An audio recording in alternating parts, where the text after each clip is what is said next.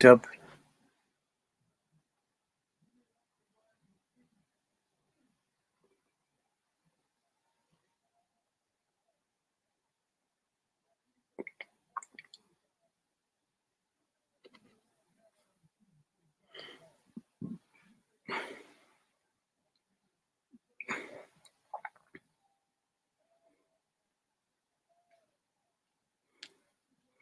I sometimes it.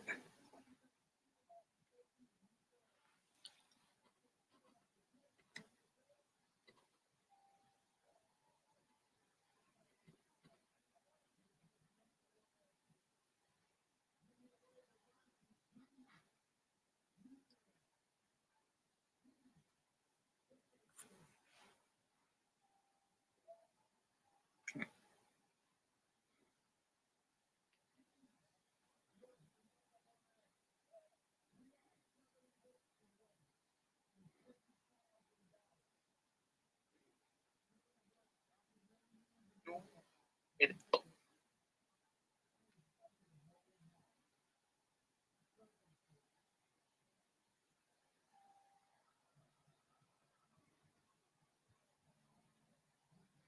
it's either we getting down on the same type of level with an understanding, or nigga, I got to go. And unfortunately, here's the truth. Here's the unfortunate truth. Men aren't thinking that way. A lot of men aren't thinking that way. Aren't prepared for it, bro. So what I'm saying is, here's what I learned. Excuse me. Here's what I learned through my experiences, right? And shout out to we got the gracious host who's finally got here. Short, brother Dr. Short. Yes. Short, can you hear me? Yes. Thank you. Yes, I did. I received. Thank you. Okay, Thank so you. That, and you know my birthday is Friday, so that's my first that's my first birthday gift for this year. That's incredible. Don't worry, got many more coming. That was my. Let me finish. Let me finish this thought, and then I'm gonna bring the brother Short in. You know what I have here is it's necessary for men to go through that kind of rite of passage. Okay, that true hardship of having real heartbreak. To if you're fat, you get super skinny, or if you're super skinny, you wind up getting fat, and you work all that shit out and get back to your medium, get back to a decent place. You know, a lot of cats don't know what that looks like. Some of us don't have fathers to prepare us for that experience, and some of the moms aren't even mentally in that place to equip the young man to go through go through that process. You know, because I mean, again, you ain't got the savage in you. You're not prepared, family. So I'm just looking at it from a situation like that. It's good to go through it. It is. Shout out to everybody that's in here. Like, share, subscribe. It's good to go through that. It's not necessarily the best thing to repeat it. I'm going to land with that. I got brother Dr. Short in the building, sir. You have the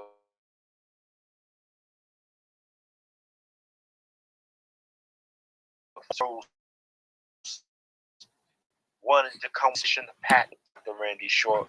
You got the floor, sir. Well, thank you, both of you.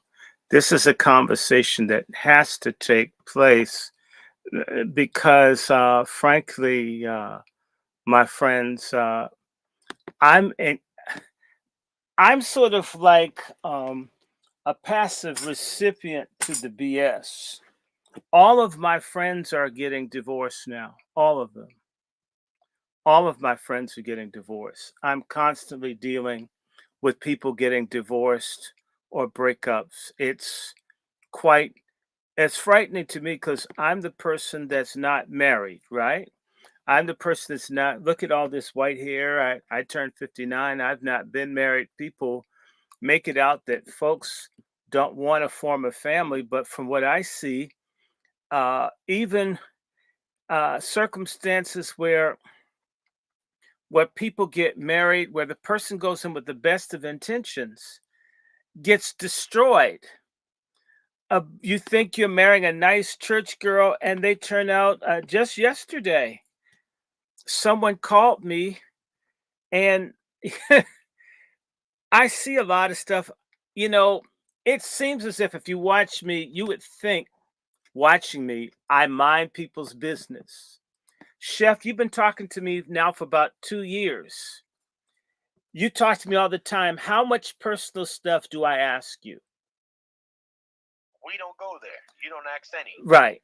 And if you get Quentin on the phone and on here, and we've been talking, how much person? Everyone's going to say he doesn't ask us. I really do everything I can to stay out of people's personal business because I can't even handle my own. Right. So what does it look like for me to get into yours? The main thing people need is either money or so there's things I can pray for them unless it's something that a person insists on talking to me about. I stay out of it unless it's force, like someone's getting beaten or something like that.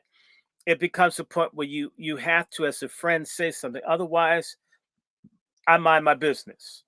Unless and sometimes even when people try to tell me, I do everything I can to stay out of it because especially men and women, I'm gonna just say this: men are more loyal to women than women are to men. That's what I found to be true.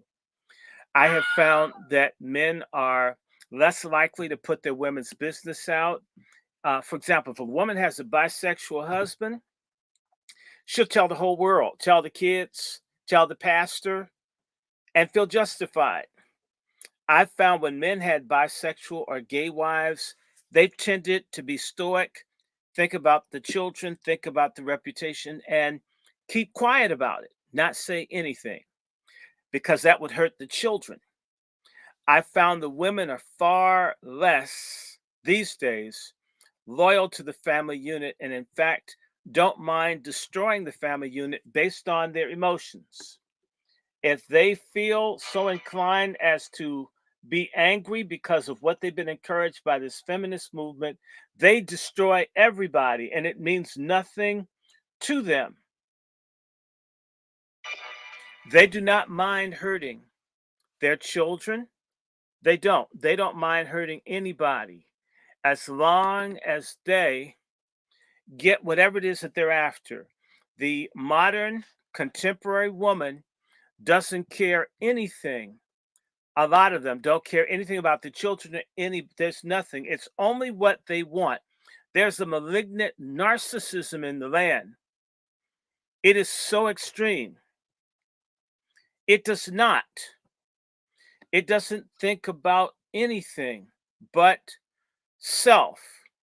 They don't even care about the kids. If you think about the video the other day of a woman on live video killing her child, saying, I'll be free of this part of my life. I'll be free of this fucker when it's dead.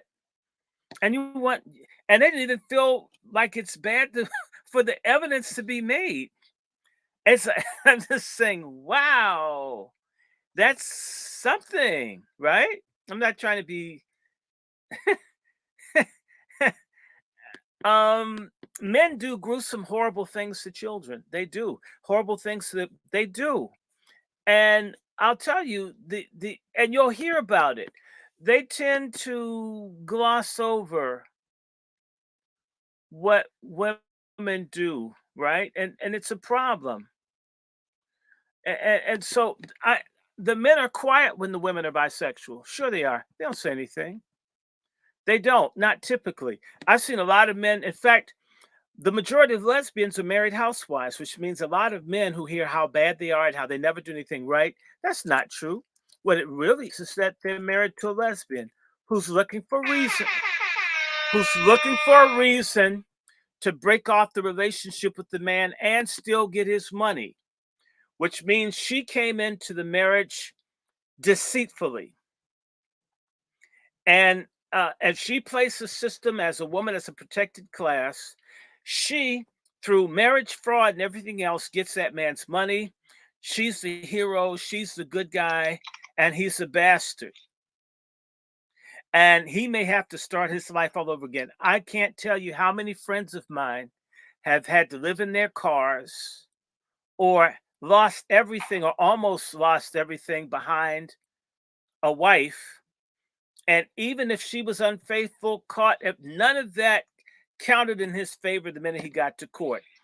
I'm going to say this, and I don't care who I offend. Black women need to understand that a day of reckoning is here. That day of reckoning is that men are not going to be silent anymore about this inequity. So, for example, one of my buddies I grew up with, his wife, she didn't clean, she was overweight, she didn't really take good care of the kids, she didn't cook, she didn't clean, and she didn't fuck. I'm going to say that too. And always complained about there not being enough money, which means that this man, who I know well, was working 90 hours a week. And by the way, she didn't pay bills, which meant he never could bring in enough money to keep up, as she did what she wanted to do with her money, and always said the money that he was putting in to pay for everything wasn't enough. And he just so happened to come back home and catch her in bed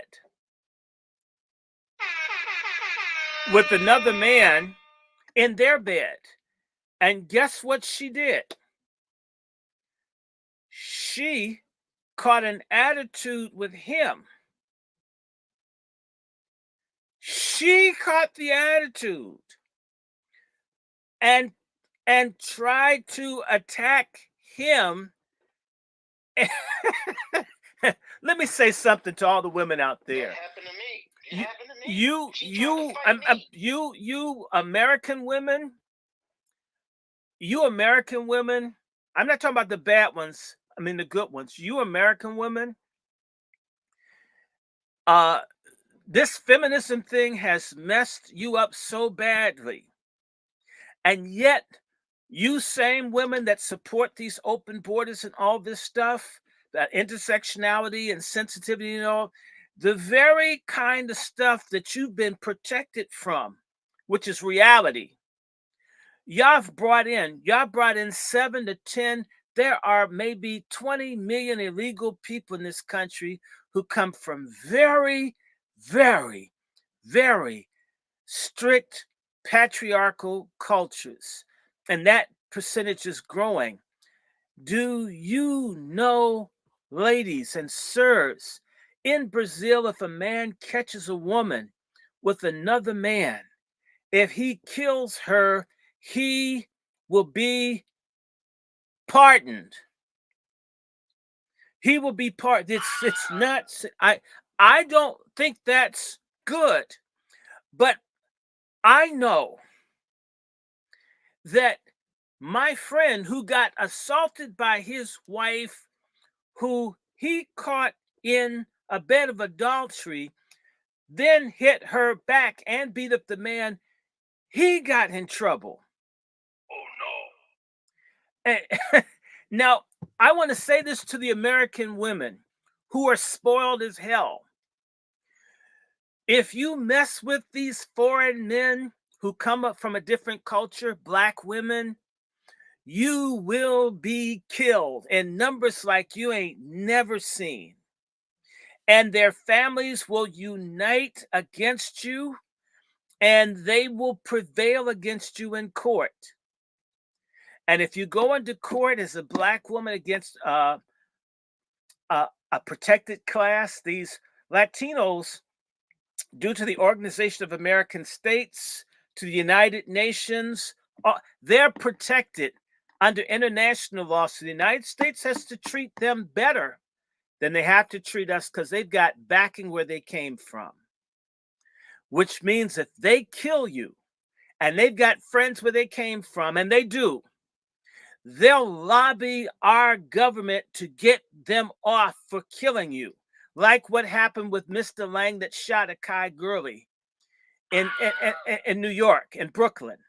The whole Asian community worldwide came together to help that Chinese man get off for murdering an innocent black man.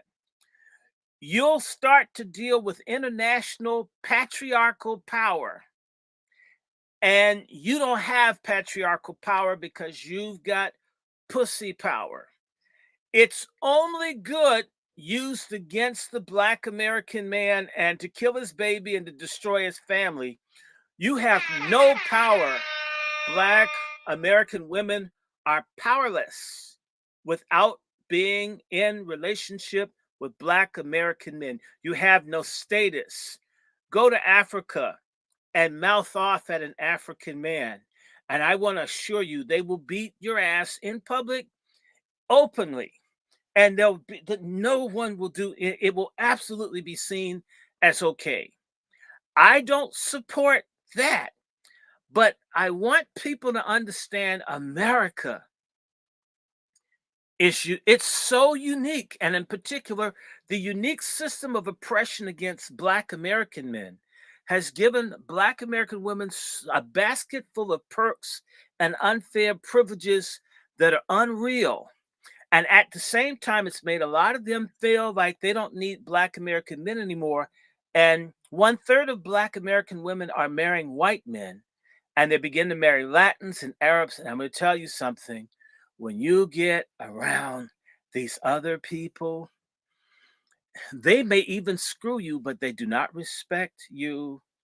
Mess around with some Indians, mess around with some Turks, mess around with some Lebanese, some Iraqis. Find out, as they say, fuck around and find out how little power, how little respect women carry through almost the entire world. And when you think of the Black American man as the lowest of the low and the this, that, and the other, the Black American man is the most diplomatic, understanding, long suffering, patient man on the planet, short of the criminal asshole kind that you prefer. The black men that you call weak, every other group of women in the world want him. Only you don't see that. So let me say this to you: cheat on a Latino man. I dare you. Raise your hand on an Asian man, a white man, an African man, a Caribbean man. And by the way, a Kevin Samuels man. The Kevin Samuels man, by the way, he won't hit you. He'll pick up his passport and he's on the next flight out. And in fact, I want to say this to you. If you don't understand how that difficult behavior plays out, you only need to look at your English speaking sisters in England. 90% of black men do not marry black women in the United Kingdom. That's 9 out of 10 black men. And it may be, and that's a dated figure. It may be 95% of black men don't even bother to marry black women. You guys are playing with fire, and it's Judgment Day. Hey, brother, sure. Hold on 1 second, sir, before you get too deep into that cook. One, we got to do this real quick. Shout out to Sister Star for hitting the Cash App today. I appreciate that, sis. Definitely, we need 3 more sponsors. We need 3 sponsors for today. I want to sponsor. Where are my sponsors at? That's right. People have been stingy. I'm a sponsor. You got me. I'm a sponsor. Hold on 1 second. My brother Dr. Short here. You see it. This is the Angry Black Man's Book Club. His Cash App, $DR Randy Short. All right. He's got the Patreon as well. Randy Short at Gmail. Definitely hit that brother up as well. We appreciate the contributions, ladies and gentlemen. Mm-hmm. And you know what? We need to Kevin Samuels. I'm going to Kevin Samuels anoint myself. I'm going to. That's why I can't let you go too far. I'm going to put. There we go. Wait a second. Right, I'm going to put a K on my forehead with frankincense. Yeah, anoint my head with oil. Oh my God, we love this brother. Uh, we love you, Kevin. Oh yes, we do. We love you, Well, we gotta get a Kevin. 5 Oh seconds. We yes, gotta we give him his do. 5 seconds. You So expose the feminists. They're blue. Kevin, we love you. We're patriarchs. So yes, we go make. Let me show you how to make a Kevin cross, y'all. You do like this. You come down and you do that. Okay, do it. A K da da da. they say Yes, they indeed. say you Yes, doing the indeed. YMCA, the Y No, no, dance. we're doing it. So you come down, you make a line. That's the first, and then that's the top, and that's the bottom. So like this, da da. So we put our big K, and let's do a moment of silence for our Yeah, great 5 leader. seconds. Gotta have it. Okay, I got to pour a libation. Oh, oh yes, we love you, Kevin. Oh my God, Libation. Yes, yes. indeed. So that this is a Shout out to Frank. Kevin Samuels. But you know, we Yes. got a lot of it's a lot more men out here like Kevin Samuels because you gotta understand that's what I grew up under. I grew up under the I grew up under the swiftness of the Mac hand, if you Mm, understand me. mm, I grew up under the correction, you know what I mean? I grew mm. up under to where a man, I mean, it's so much we can go. We can go deep. If you think Kevin Samuel was something like the Joker once said, wait till you get a load of me. But You hold, understand me? hold, I'm hold just on, being polite. Chris. This is a moment of silence. This is a moment of silence. 5 seconds. We gotta do right by the honorable Messiah. Where the bell at? Play the death bell.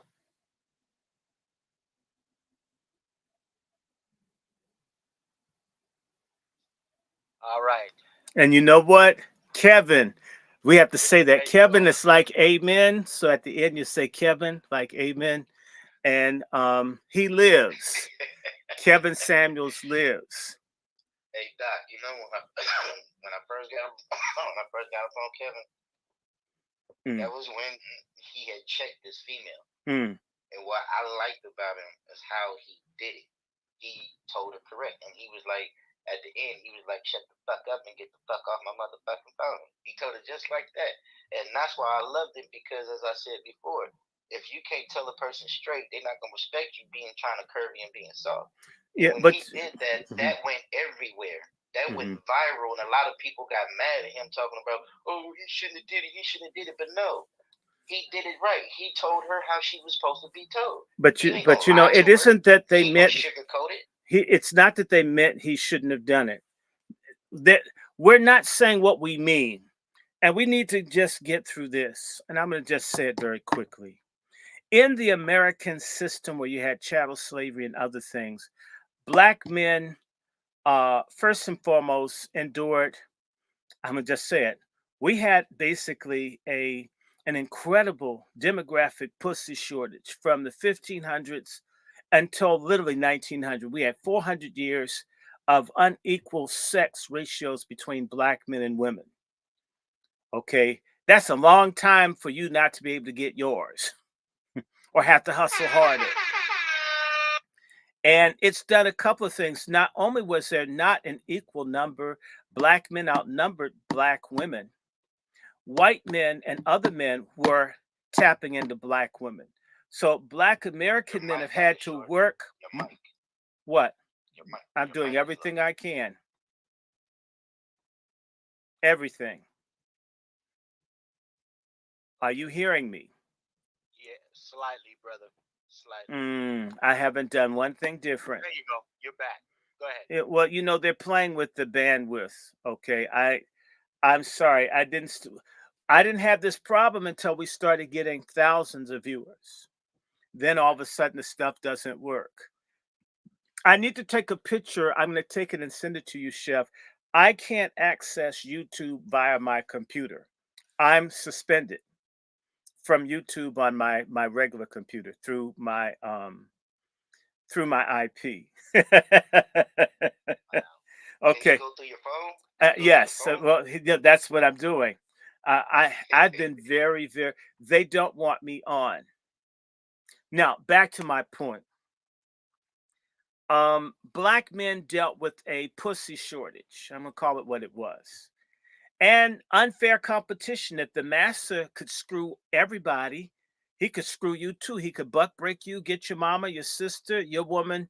Uh, Black men have always had a that for a long time had a tenuous access to women and threatened by everybody. You could just sell off your woman. Look, on October 16th, 1846, one of my great grandmothers, my fourth great grandmother, Maria Gassaway, got sold by white folk down to New Orleans with my great uncle and possibly my grandmother inside of my great grandmother. My great grandfather, Nicholas Gassaway, had to go from Baltimore all the way to Oakland and San Francisco and get gold rush money and bail his family out to get my grandmother and get his children out. I wouldn't be here today were it not that kind of manhood and love that Nicholas Gassaway had for Maria Gassaway. But imagine that this dude is that much of a baller, but because of his status, and he's a man that could pass for white, that wasn't enough to give him stability to hold on to his woman. Okay, other people didn't have the kind of attacks on their manhood or their ability to even be with someone. If you saw the movie The Butler, and basically the family had to move because the white man wants the black man's woman, and he can't even hold on to his woman picking cotton for the white dude who's got him as a slave needs to screw his woman too. They have to leave. They're from Macon, Georgia, and my family's from Macon, Georgia, and that happened. My grandmother and all of them got moved at nighttime so they wouldn't get raped. My grandmother got moved to Washington, D.C. in 1927 at 16 to keep her from getting raped down in Georgia by white men. I mean, down south, the white men used to get, that's where you get this term redhead stepchild.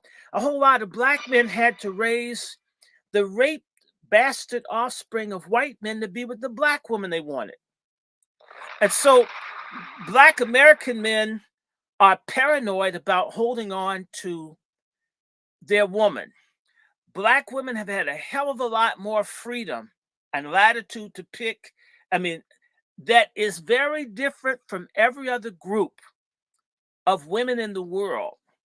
That's how this system of racial oppression here has gave this. In fact, if you think about it, to show you how black men have been systematically devalued and black women have a kind of inflation, is if you look in the South, why my grandmother was sold to New Orleans is that she could pass for white. She's like a quadroon. Are you hearing me? So she could draw quadroons, could sell up to $40,000-$50,000. That's in 1830 money. That is a fortune for sex. That was a big thing for white men to have as many black women held down as they wanted.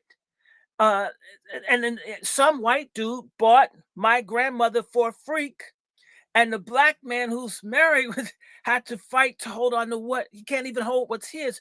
We've had no backup in who we are as men, right?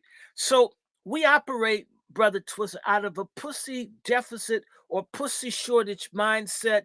So we're always trying to we don't say, it's so easy to lose everything, and it's more real to us than it is to them because, too many fish to see. Seem like there are a million options until this man shortage, which isn't real. There's no man shortage. There's a good wifely pool shortage. There's no good man shortage. There are a lot of folk that don't want to be good wives, who think that they should get a sugar daddy that doesn't expect anything in return for some part-time sex. That's the problem in the community. So black men who feel like they're at a disadvantage and behind the eight ball tend to not want to do anything to rock the sexual boat because they have to work a lot harder. If you've traveled anywhere in the world, and I have, been in all the different continents. If you're a man and a woman halfway likes you, they let you know you don't have to go to Red Lobster, the Olive Garden, Longhorn. You have to pay bills and all of that just to have a conversation. In fact, in other places, if they like you, they invite you over to meet the family. They provide the food. All you have to do is come and do the look over. And this culture here, which is actually based on prostitution, which is what Come on with that. the vast majority of our women don't recognize, that how they've modeled themselves is as whores. They come into the mating economy as whores and prostitutes, but want wife treatment. Okay, you dress like a whore, you act like a whore, you look like a whore, have lashes like a whore, have tats like a whore, and you want to be treated like a virgin who's going to be married and be a good wife, and that's going to wear apron and have babies and be faithful. And that's a damn lie. Most don't want to do this. And the black men who peep game figure, okay, since I've got to buy sex and I've got to do all this primping and so forth to be able to at least get some sexual contact, which is to be expected. Having a penis is a very annoying thing if you don't have a place to put it. It really is. I'm just saying. And I'm a celibate person, and I even need some. I need some, and I haven't had it. I can't imagine how the dude who's used to having sex copes with the woman who doesn't screw.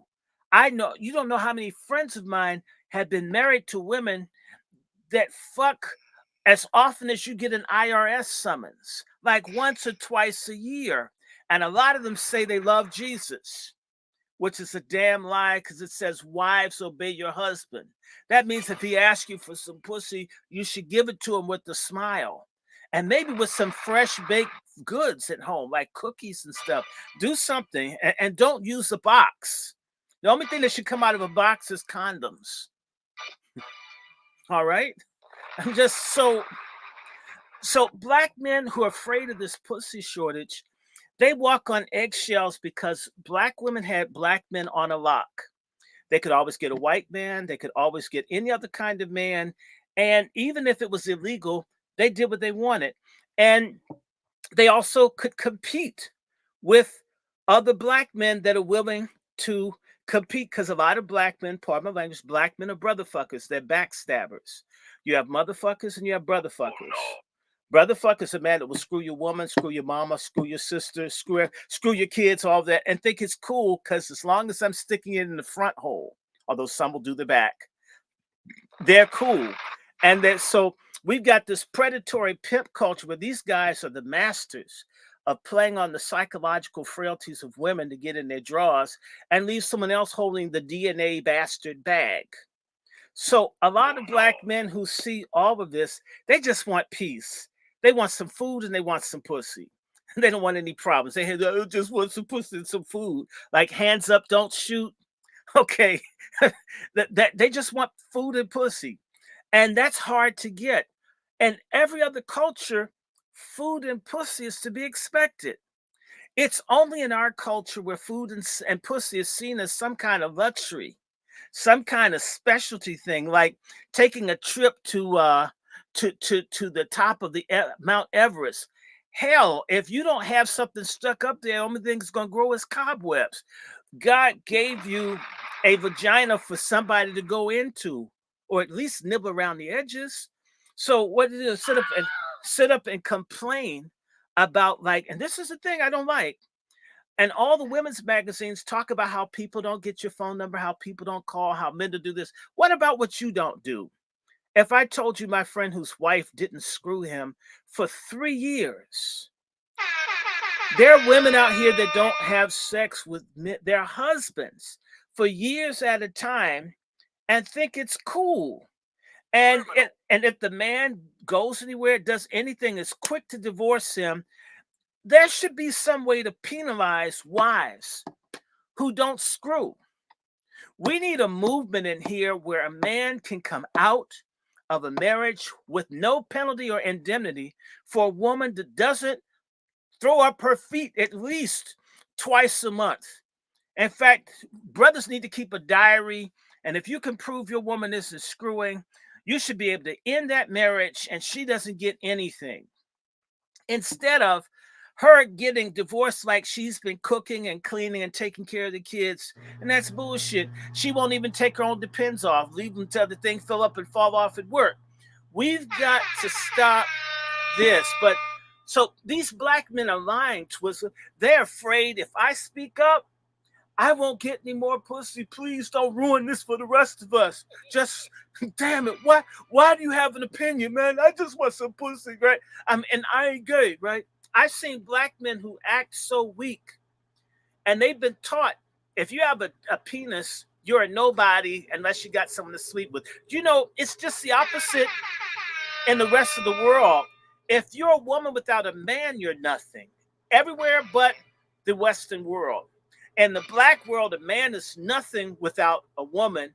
And they constantly tell the woman, man is nothing. So men are valueless in our culture. We men have to change that mix. Kevin Samuels brought in the gospel of the high value man, which was like, it was like haram for Muslims. It was like blasphemy. How dare this man say black men had value? How dare you say I have to be in shape?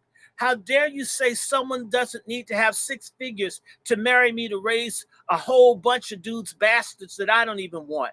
How dare you? But Kevin did it, and he broke through the veil of pork chop feminism that had been strangling the souls of black men since the covenant between black men and black women was broken by the black leftist feminist lesbians, many of them from the Caribbean, that came out in the 60s who had a plan to destroy the black community, the black family, and to destroy patriarchy.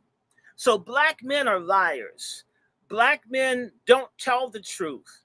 You know what? Black women are honest. Fat black men, unless they have money, they're not going to get sex or love. They know this, which is why there are far fewer overweight black men than there are overweight black women. Because black women tell you the truth. You too fat. Your ass is too big. You're this, you're that. You don't go to the gym. There are women who are in power chairs that are double amputees that want men to have beer can stomachs.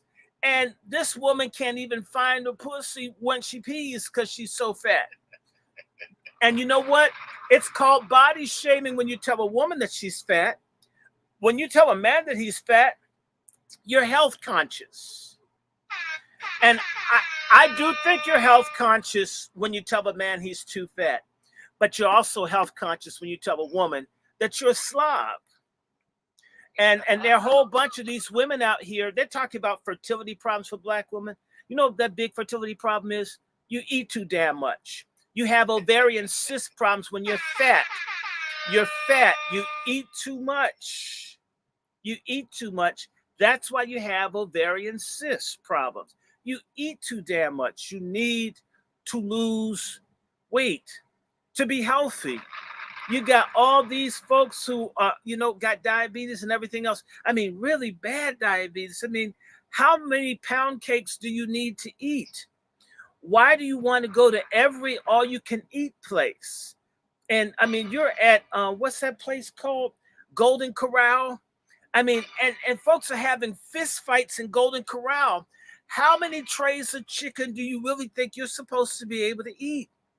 And why is all you can eat a personal challenge instead of a dining option?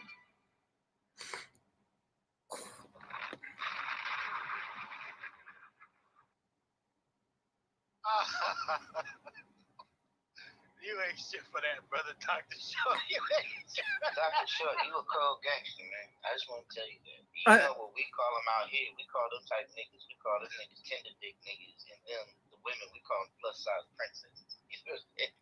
Well, I call them pork chop feminists. We call them plus size princesses. You know what I'm saying? Because That's they so comfortable sitting on their ass, dictating like they Captain Kirk riding the Enterprise, trying to tell people what to do and trying to run the world.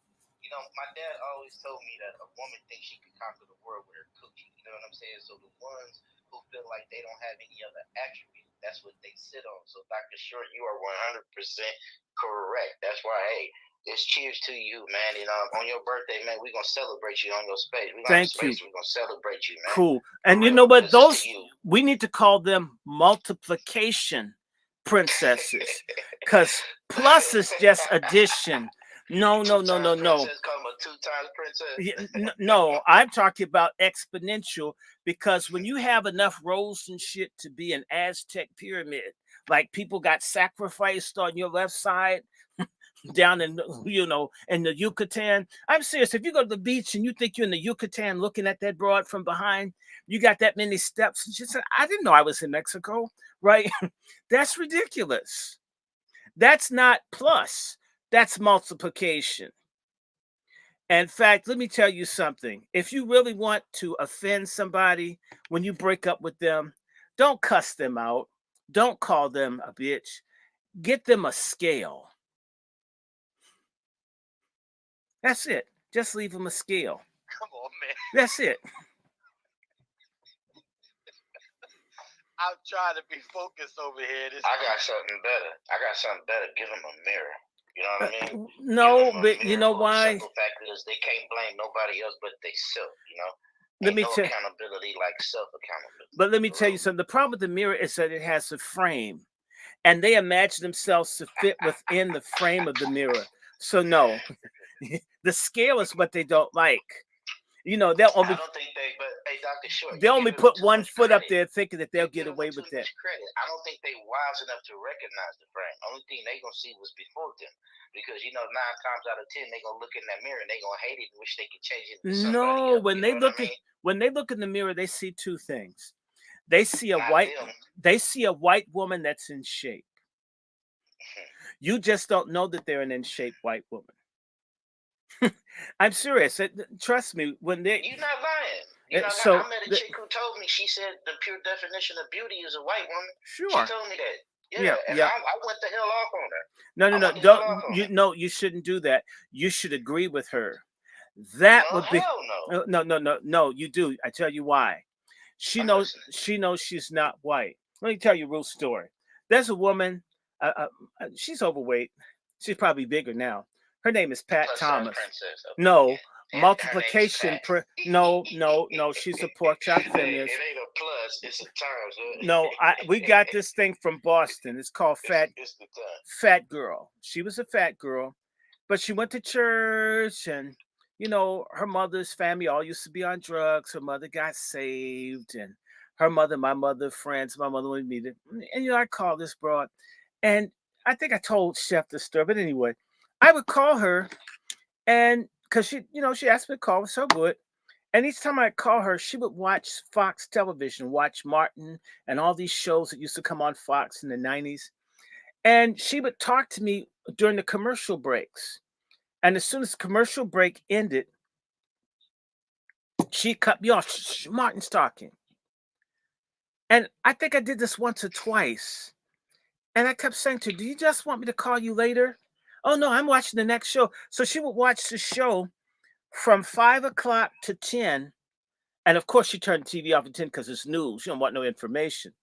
So for 5 hours, she would watch TV every day. And what she wanted, ideally, what she expected is for guys to call her and talk to her during the commercial break, so she didn't have to listen to the commercials, so she could go back to watch the stupid television. I think I did it once or twice. I began to say, God, this is weird. I don't want. I'm considerate. If they want to watch TV, watch TV. Talk to me when you're free. Oh, no. Get stay on the phone. So the last time we spoke, which was about 1994, wow, what's that? That's 30 years goes by fast. Let me tell you something. This actually happened. I said to her, is it possible for us to talk without the television? Because she says, well, you don't really want to talk to me. This is after I went through this for a couple of weeks. And this is what you mean. She says, well, you don't like me. I says, well, why am I talking to you? No, you don't like me. Okay. I says, well, what do you mean? You don't like people like me. What do you mean people like you? You like white women. Ugh. And I says, excuse me? Mind you, I finished UVA and Harvard full of white women. You didn't see me married to one. So I'm thinking, I grew up with white girls. It is okay, I'm hearing this, right? All right. So I says, what do you mean? Well, you like white women. People like you like white women. You want a white woman. All right. So I says, what do you mean? Well, you like white women. And I says, I'm still not understand. And again, what's my studies? Black American studies, Southern history, African American church, all this stuff is black I'm doing. You tell me about white women. All right. So I said, okay, what you mean? Well, you know how you are, how you want a white woman. And says, you know what I mean. So says, oh, you mean I want someone that's friendly, cooperative, someone that knows how to cook, that's kind, that likes children, that's respectful. She says, yeah. I says, I don't want, if that's what you mean by white woman, I don't want one. I want 10. Ugh. She hung the phone up. We haven't spoken since. I have one word. Fuck her. Okay. um, but uh, um, Hey, brother Short, they sent me a message. They said you gonna mess with a white girl? That's all Ugh. cold. I mean, Disgusting. I never said anything about messing with a white girl. What I said was her definition of a submissive, cooperative, loving, friendly, non-combative, in shape woman. If that's what you mean by white, yes, I want as much of that as I can get. You're exactly Mm. right. And that's when she hung up because she's fat, combative, difficult, disrespectful, unsubmissive, unfriendly, nasty, negative.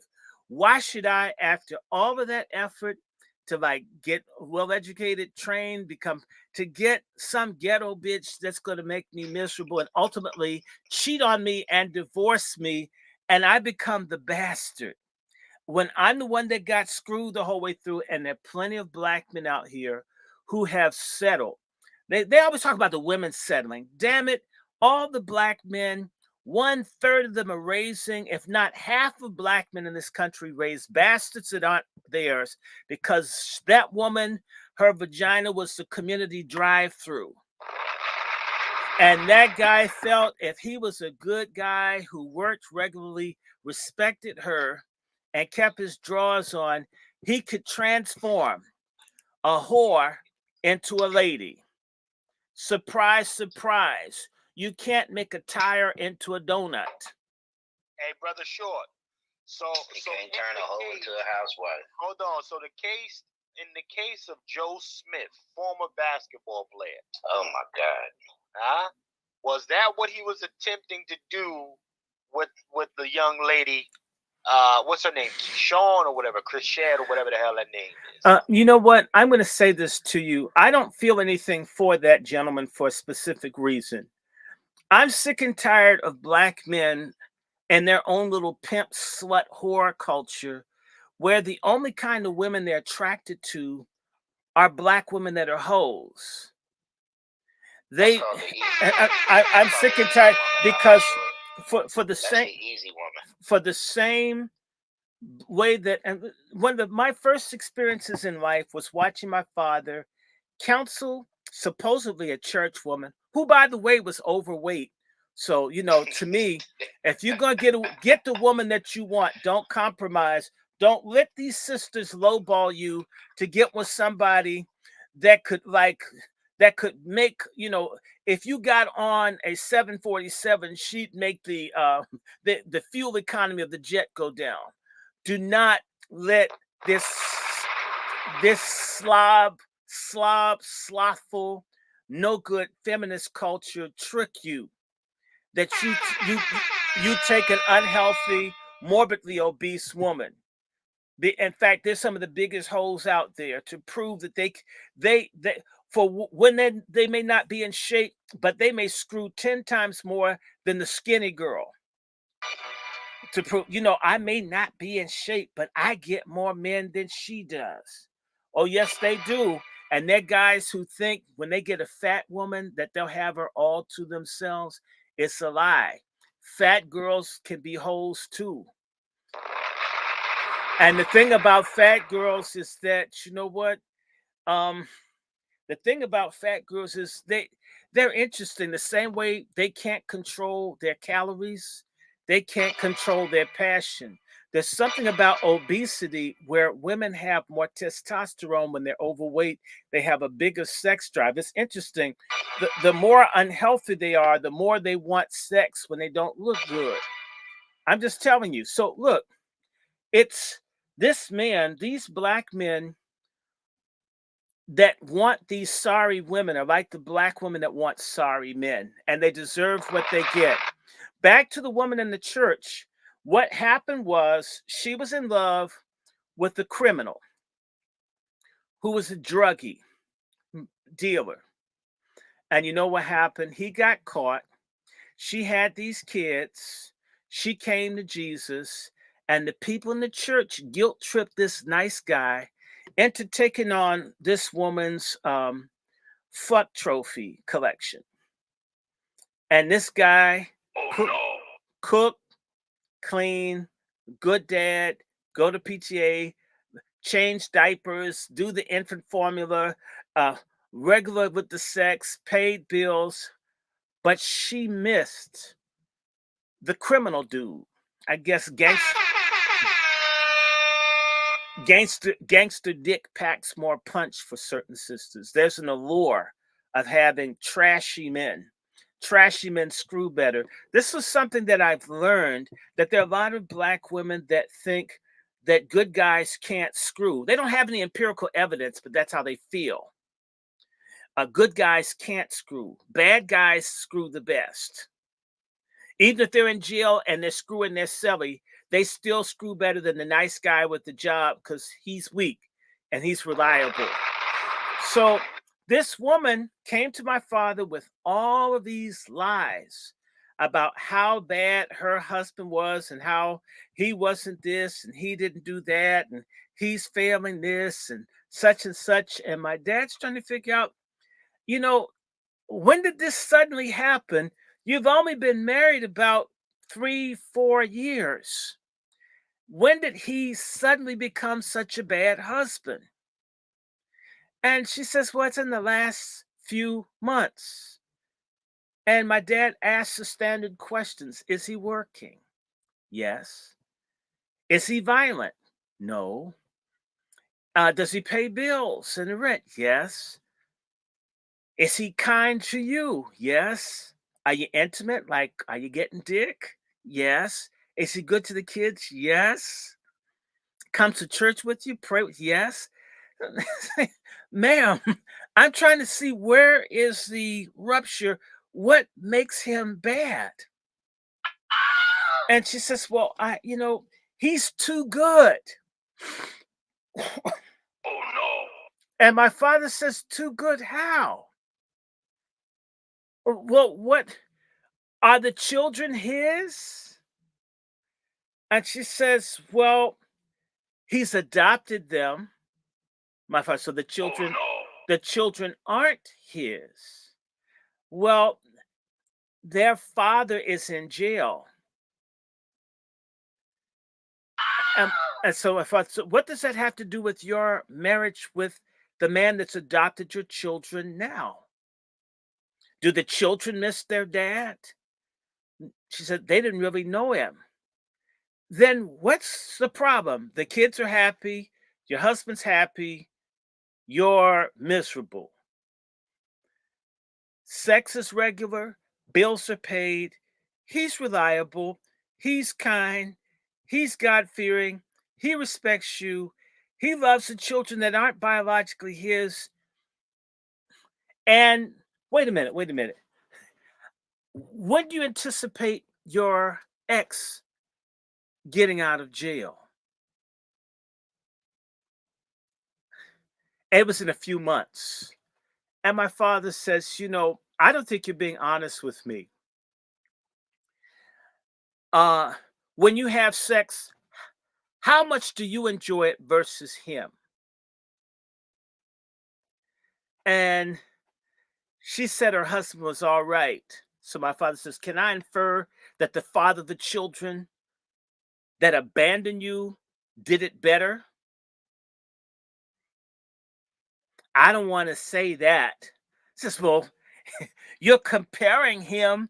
If he's okay and you've had better, who did you have it better with? Can I infer that the parent of the children that he's adopted did it better? Well, you're trying to make me bad. Since you're the one that said this dude was subpar in bed, you're comparing him to somebody. If you're not mentioning any other person, then it's the gentleman that's incarcerated that was a better sex partner that abandoned you. And she then turned and tried to make it out that my father was trying to guilt trip her. Ultimately, she dumped the man that had adopted the children and went back and got the incarcerated dude. The dick was that good. So everything that the janitor man did wasn't good enough. And that's a lot of black men. Don't you marry these hoes with all these children. They need to be single and alone. When they were desperate, when it was when people were scorned for having children outside of the wedlock, the women were more humble. When men made a woman that was a slut with children equal to a virgin that had no children, black men zeroed out their value in the mating market. We black men have done this. We black men said a hoe with bastards by everybody on the block is equal to the good girl that can keep her legs shut. We have to stop doing that. We have to make being a hoe and a slut something that women are ashamed of. There are no other group of women in the world that run around boasting about being hoes. Not like we have in our community. Even if the GCPs are paying them to do it, you wouldn't dare do this anywhere else. And it's we black men who act like the world's going to run out of pussy if we have any standards, dignity, value, or character, because also we learned that. And who wants black men not to have standards, dignity, integrity, or character? The pork chop feminist slut culture, the fat girls, all of them have a conspiracy with the fagonists and the simps that black men should take less. We want no standards so everybody can do what they want. That includes pedophilia. That includes omnisexual confusion.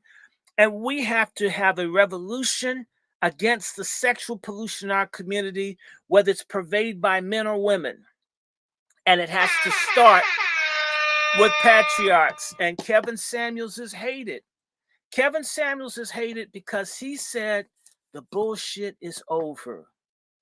And whereas T.D. Jakes said, woman, thou art loose, Kevin Samuels said, patriarchs, thou art loose. Hey, check this out, brother Dr. Short and brother Twiz. Sister DW says in the comments that she was bored with her husband. Now, you know what? Listen, I hear that quite often. I hear that sentiment quite often. And you know what? Men, we get bored. No, we get bored. I don't even want to hear that. I don't listen to that. Broad, you took vows before God if you're married. So you're a liar. It's in sickness and health, for better, for worse. You're a fraud. Make it interesting. You can find some new dick if you change your attitude. Stop running around here thinking that man is an entertainment center. He's not Xbox. He's a human being. You're bored. Hell, it isn't how fascinated you are. It's how committed. When you say you're bored, it's another way for a woman saying she's not committed. There's a lot of people, they don't really mean it. For years, we've heard the men don't commit. It's a goddamn lie. These pork chop feminists don't commit either. The highest rate of divorce for women in this country are Black American women. It's kind of hard to keep them interested. They have to constantly, go out, do this, do that. Who told you that you're supposed to be entertained all the time? Why not think about doing something that's exciting to him? Why not greet him at the door from work wrapped in saran wrap? Why not try some new positions, try some new food? You're bored. Maybe you're boring to him, but he stays. I mean, this, it's interesting. When we watch TV, it's always a woman's perspective. You don't hear what we're saying on TV. You know why? Because television is always oriented towards capitalism to get women to spend money. And if you told women the truth about themselves, like this garbage that you're bored, how dare you? I would tell you, you shouldn't have. You're bored, maybe because you didn't have deep conversations. I know a lot of women, they don't like men that talk. Then about 10 years into the marriage, he doesn't talk to me. Bitch, you never had a conversation with him before you married him. Oh no. I know women that don't like men talking. They basically decide when they're going to screw them when they first meet them, not get to know who the person is. You don't even get that. You're not even intimate with these people. You like how he looks. He doesn't say that much. So basically, these women treat men like accessories, like earrings or a tattoo or a new car. After they get their job, well, I've done this, I've done that, I've got some degrees. Oh, well, now it's time to find a man that I can fit into my life like a tampon. And when it's all, soiled up, I pull it by the string, call the divorce court, throw it or wrap it up and get another one. And they treat men like accessories. Y'all talk about the objectification of women. These goddamn feminist liar hypocrites. Men are objectified every goddamn day. And men don't bitch and complain on television to white people about all of our intimate problems. Because you know what? Nobody would like a lot of y'all if black men talked. We've kept your secrets. You don't do it for us. So, I don't bored my ass. Shouldn't have married him. Should have known who. Find someone interesting. Let me tell you something. I'm going to say this, Chef C. I have watched this my entire life. The black men that were intelligent, that were engaging, the women didn't give the time of day. I saw it as a teacher, as a professor, as a public school teacher. I saw it as a student. I saw it in college. These women got the most shallow men that were boring because they didn't want to engage with the man. A man was an accessory. Then they get with the guy and they says, we don't have any engaging conversations. You didn't get the nigga for a conversation. You got him for a fuck. And he does that. Now you don't like fucking anymore. God. I mean, so it's you. If you wanted interesting people that read or think, you would have found them. You guys are phonies. And in reality, I had to tell this sister off at Howard when I said to her, I'm always going to give you feminist hell. She said, the big problem with you guys is that you don't really look at a man. You're mainly concerned about how well he can screw you. And the woman says, well, it's kind of hard to predict. And I says, it's not hard. That's what you're doing. Predict. You're trying to figure out what kind of dick the man has before you figure out who he is. That's why you're not interested in who he is. You're interested in what he has. You're transactional. You're the grifter. The old men that wore the wife beater t-shirts that were the assholes. It's interesting. The women have become the old sexist men with pussies. The women now are the new men. They're the difficult, grumpy, unhappy people. Instead of women learning how to be happy about being female, about being mothers and wives, they've so de-emphasized the beauty of being a mother, a grandmother, of being a wife, until the things that used to fulfill women don't, because you guys don't really want to be women.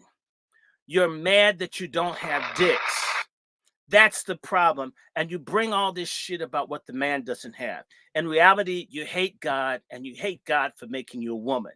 And we black men stupidly think if we make enough money, if we go to the gym, have enough muscles, if we do this, if we don't bring up any conversations that make women unhappy, they'll be happy.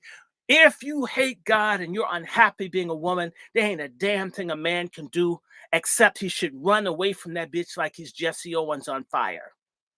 That's what they need to do. And the reason that we're beginning to get some resolution to this problem, thank God for Kevin Samuels, is that black men have been told it's okay to talk about this stuff, because it used to be, if you weren't constantly in the pussy rah-rah amen corner, your sexuality was attacked. Women can say anything they want. A woman can say, I'm a lesbian, I hate men, and she's still straight. A black man could mention, I got molested by my mom and her friends when she's young. Dude say, you better not say you gay. I'm not saying the dude should be gay. You're just saying it's interesting. When you talk about sexual abuse and domestic violence, this stuff happens to men, and actually almost more or less the same numbers as women. You don't see the men out here constantly complaining, blaming women for everything. In fact, a lot of dudes try to work on it. I'm going to tell you, we have a major mental health issue in our community among our women. They're too proud to go in and see a psych. I'm talking about a real psych, not one that just wants to give them a bunch of pills and fuck them, which is what a lot of them settle for, but a psych that will confront them about whether you got molested, or even better, did your mama tell you so many bad things about men? She made you into her trash can, but she stayed with her husband until he died. You have never even been interested in being married because of all the shit your mama told you. Yet your mama got herself some dick. Your mama's the crook. How many of these girls are neglected and abused by their mothers, but because of feminism, they channel all that into that safe pocket where you can hate, is that you can hate black men. And black men do the same thing. We channel all our hate towards other black men, all this competition. And at the same time, this is ridiculous. We need to start being mature. And so, this divorce, let's get to the topic tonight. I've had so many friends who've had wives cheat on them, wives do all kinds of crazy stuff to them. I just heard from a friend whose wife ruined his multi-million dollar business, did everything to destroy him without any, no, he couldn't even understand what's going on. This dude was about to buy a 60-acre farm and make maybe $5-6 million a year, right? And all of a sudden, the wife decides to take over the business, maybe to give it to someone else. Out of nowhere, she wants to run the business, begins attacking all the people around, changing the prices and stuff. She went to the people who are going to sell $3.5 million worth of land to their husband and told them to double the price on the land, that he could afford it. She tried to destroy her husband's business and divorce him and take all the assets. And guess what? She just got married. Now, if you just divorced him within the last 6 months, and you just got married, don't you think those two were fucking before they got married, people? Are you understanding me? By the way, this guy's a pastor. So the man's wife, this guy's making $250,000 a month for all the women that bitch. It has nothing to do with money. You broads are liars. When the men are rich, you divorce them twice as fast.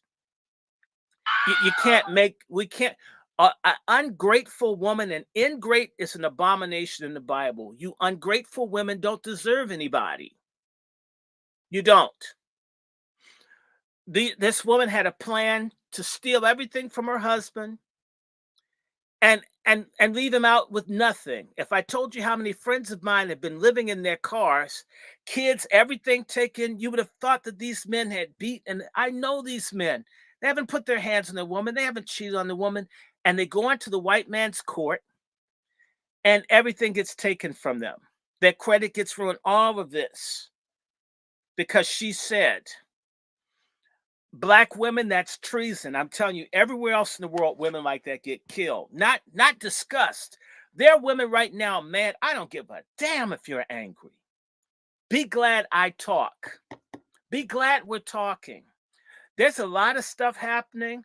Like the women, I've seen these cases all over the country where there are women, there's a whole cottage industry of black women who are snitches for the police that lie and get people put away in jail for crimes they didn't commit, they weren't trying to commit. And these women, for pennies, destroy a man, and they're cool because they got some earrings and they got to get some weave. And you put an innocent man, you destroyed his life for the cops because you felt like it. Because it's a black man and black men ain't shit. And he either gets assaulted or had to fight to protect his manhood in prison. And then when he gets out of jail, some of these guys go back and execute these broads.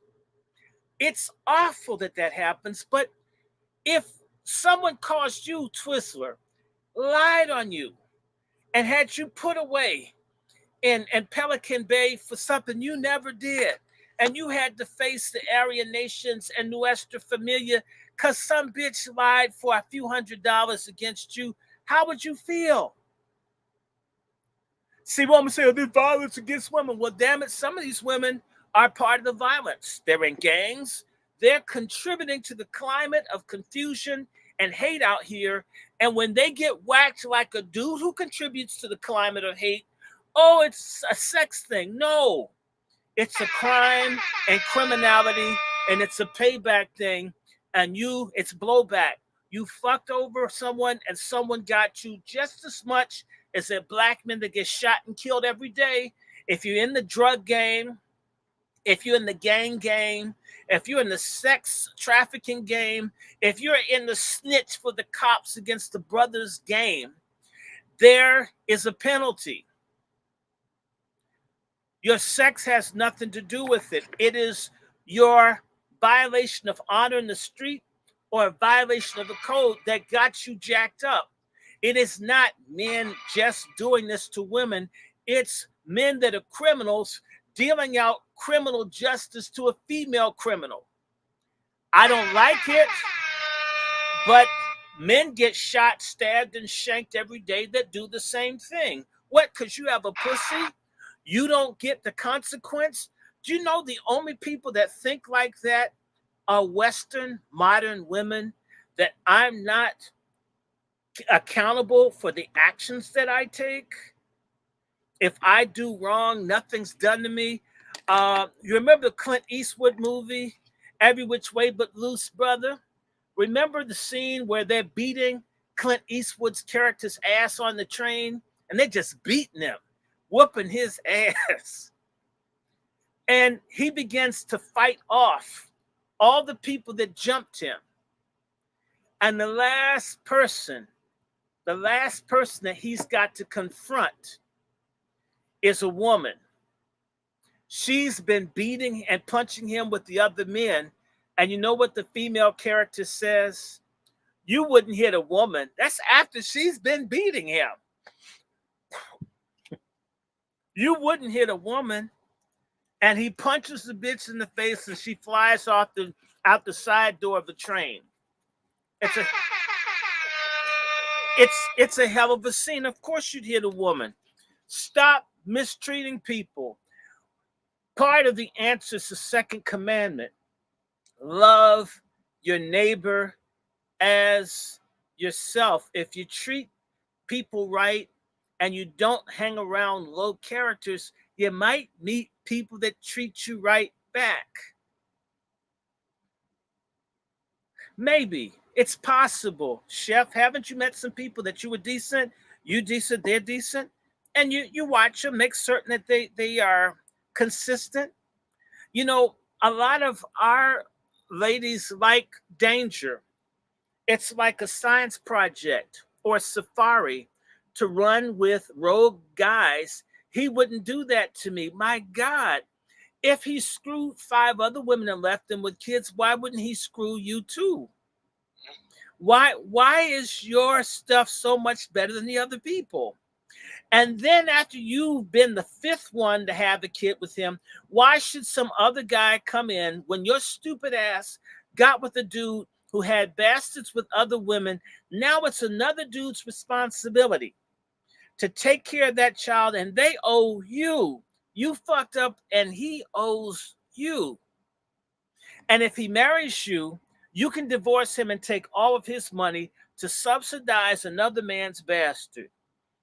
We're the only group of men on the earth that accept such a thing. I blame black men for having low ass standards. And that's the one thing I hope that Kevin Samuels' movement does, is to teach black men to elevate their standards. I have a saying. Repeat after me, brother Twizzler. I'm gonna say it. If it's not my come, I'm not the one. If it's not my come, I'm not the one. I will not raise another man's bastards. If I have to die alone and my nuts dry up and fall off, I will not. I have not, will not, never come to me with as little mileage as you've got. And I'm sorry, it's a pitiful man who discounts a woman's body count. That's like a car with 500,000 miles on it, and you want to roll it off the lot like it's brand new.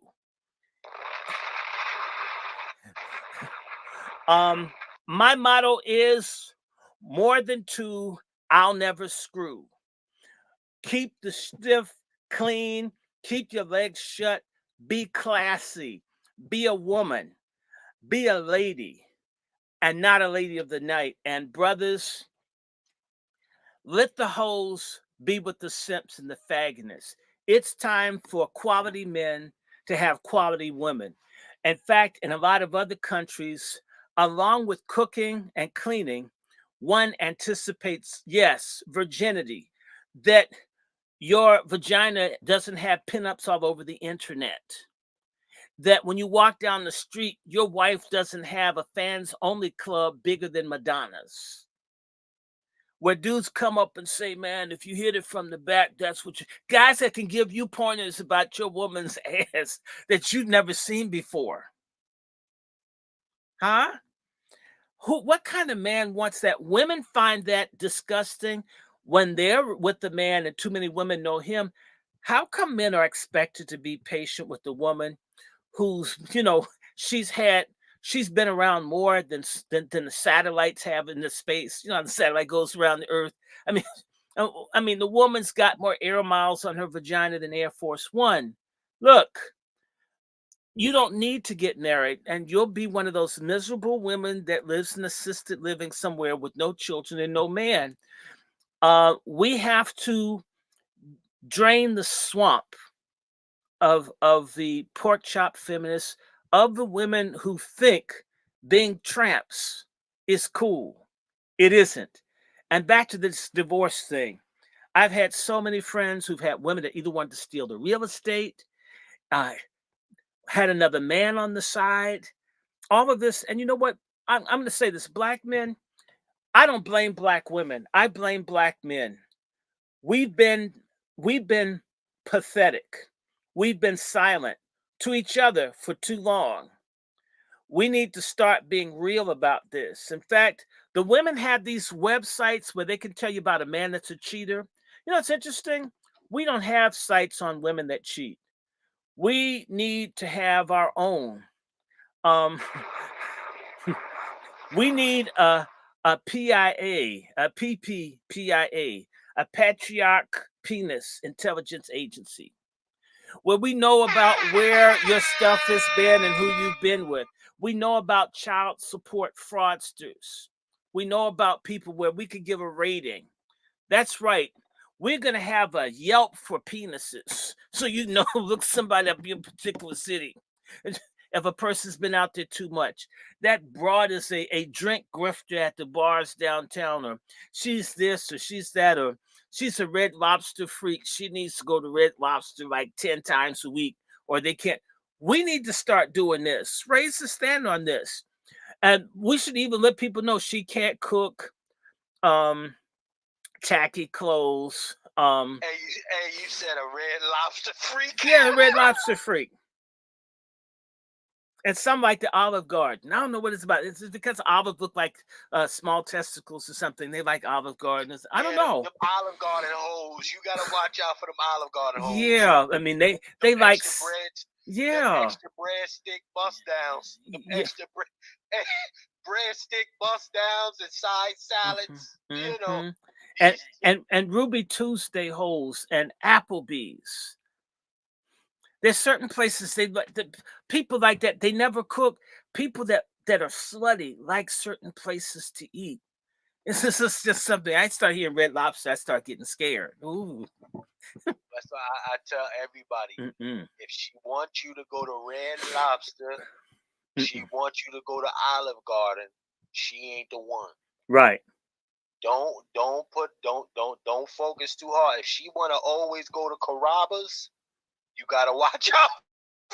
No, If see, it's we Carrabba's, listen, or even listen. I don't know if it's Carrabba's or it's the motherfucker. If it's Blue Ribbon or Sizzlers that the chicks are worse. But I don't know, man. I'm talking about Olive Garden chicks who go and they order extra breadsticks.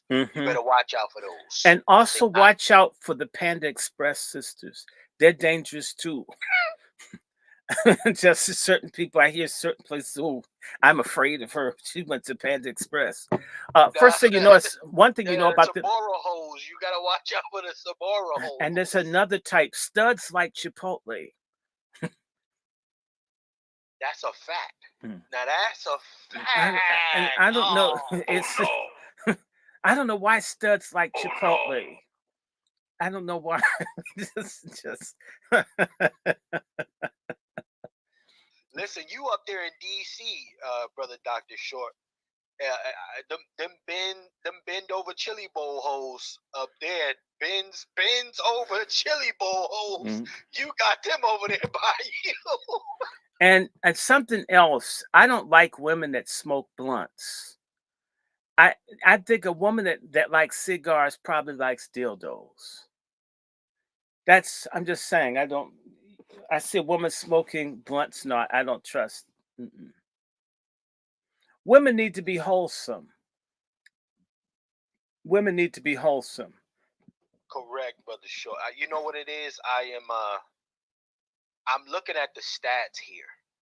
You know, and you would think it had just the inability to be loyal to the man would have something to do with uh fathers, particularly black American fathers, not being in the households, not being present, not being involved. But a study came out last Story. Mm. June of the June 23rd, right? Came out a study showing that black American men, all right, are the best fathers of any ethnicity out there right now. Hmm. Did Present. someone tell Oprah's ass, her lying ass, and color slurple freaks out here? Every time there's an anti-black male media thing, they're all there to justify their lesbianism. And let me say this now, shut up. Black men, it's our fault. Black women revile homosexuality in black men, and that's their right. I wonder why black men revere homosexuality in black women. We don't we're black men suck in the economy of relationships because the black man that's gay is seen as subpar among women and men in our community. But for women, black women straight and black men straight, see homosexuality for black women is basically the same as being straight. We're the only men that give away moral authority in relationships where it's okay for a woman to cheat on you with the woman because it's two women. Men can't even have buddies to keep their women happy. I found a lot of women that leave and divorce and destroy men. They even destroy their buddies who are straight. I mean, they have to prove they're straight all the time, as if women are some kind of fucking morality judge of every man.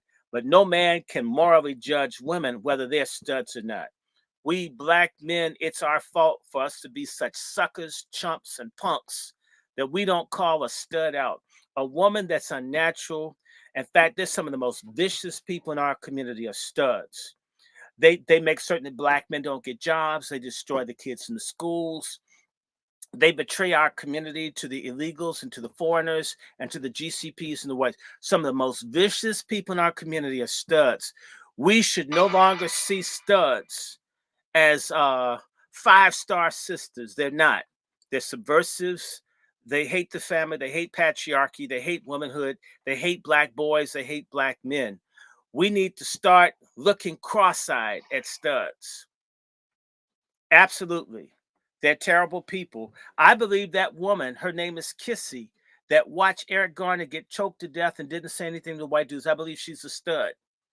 Had a straight black man watched a black woman be killed by white cops, folks would be questioning his manhood.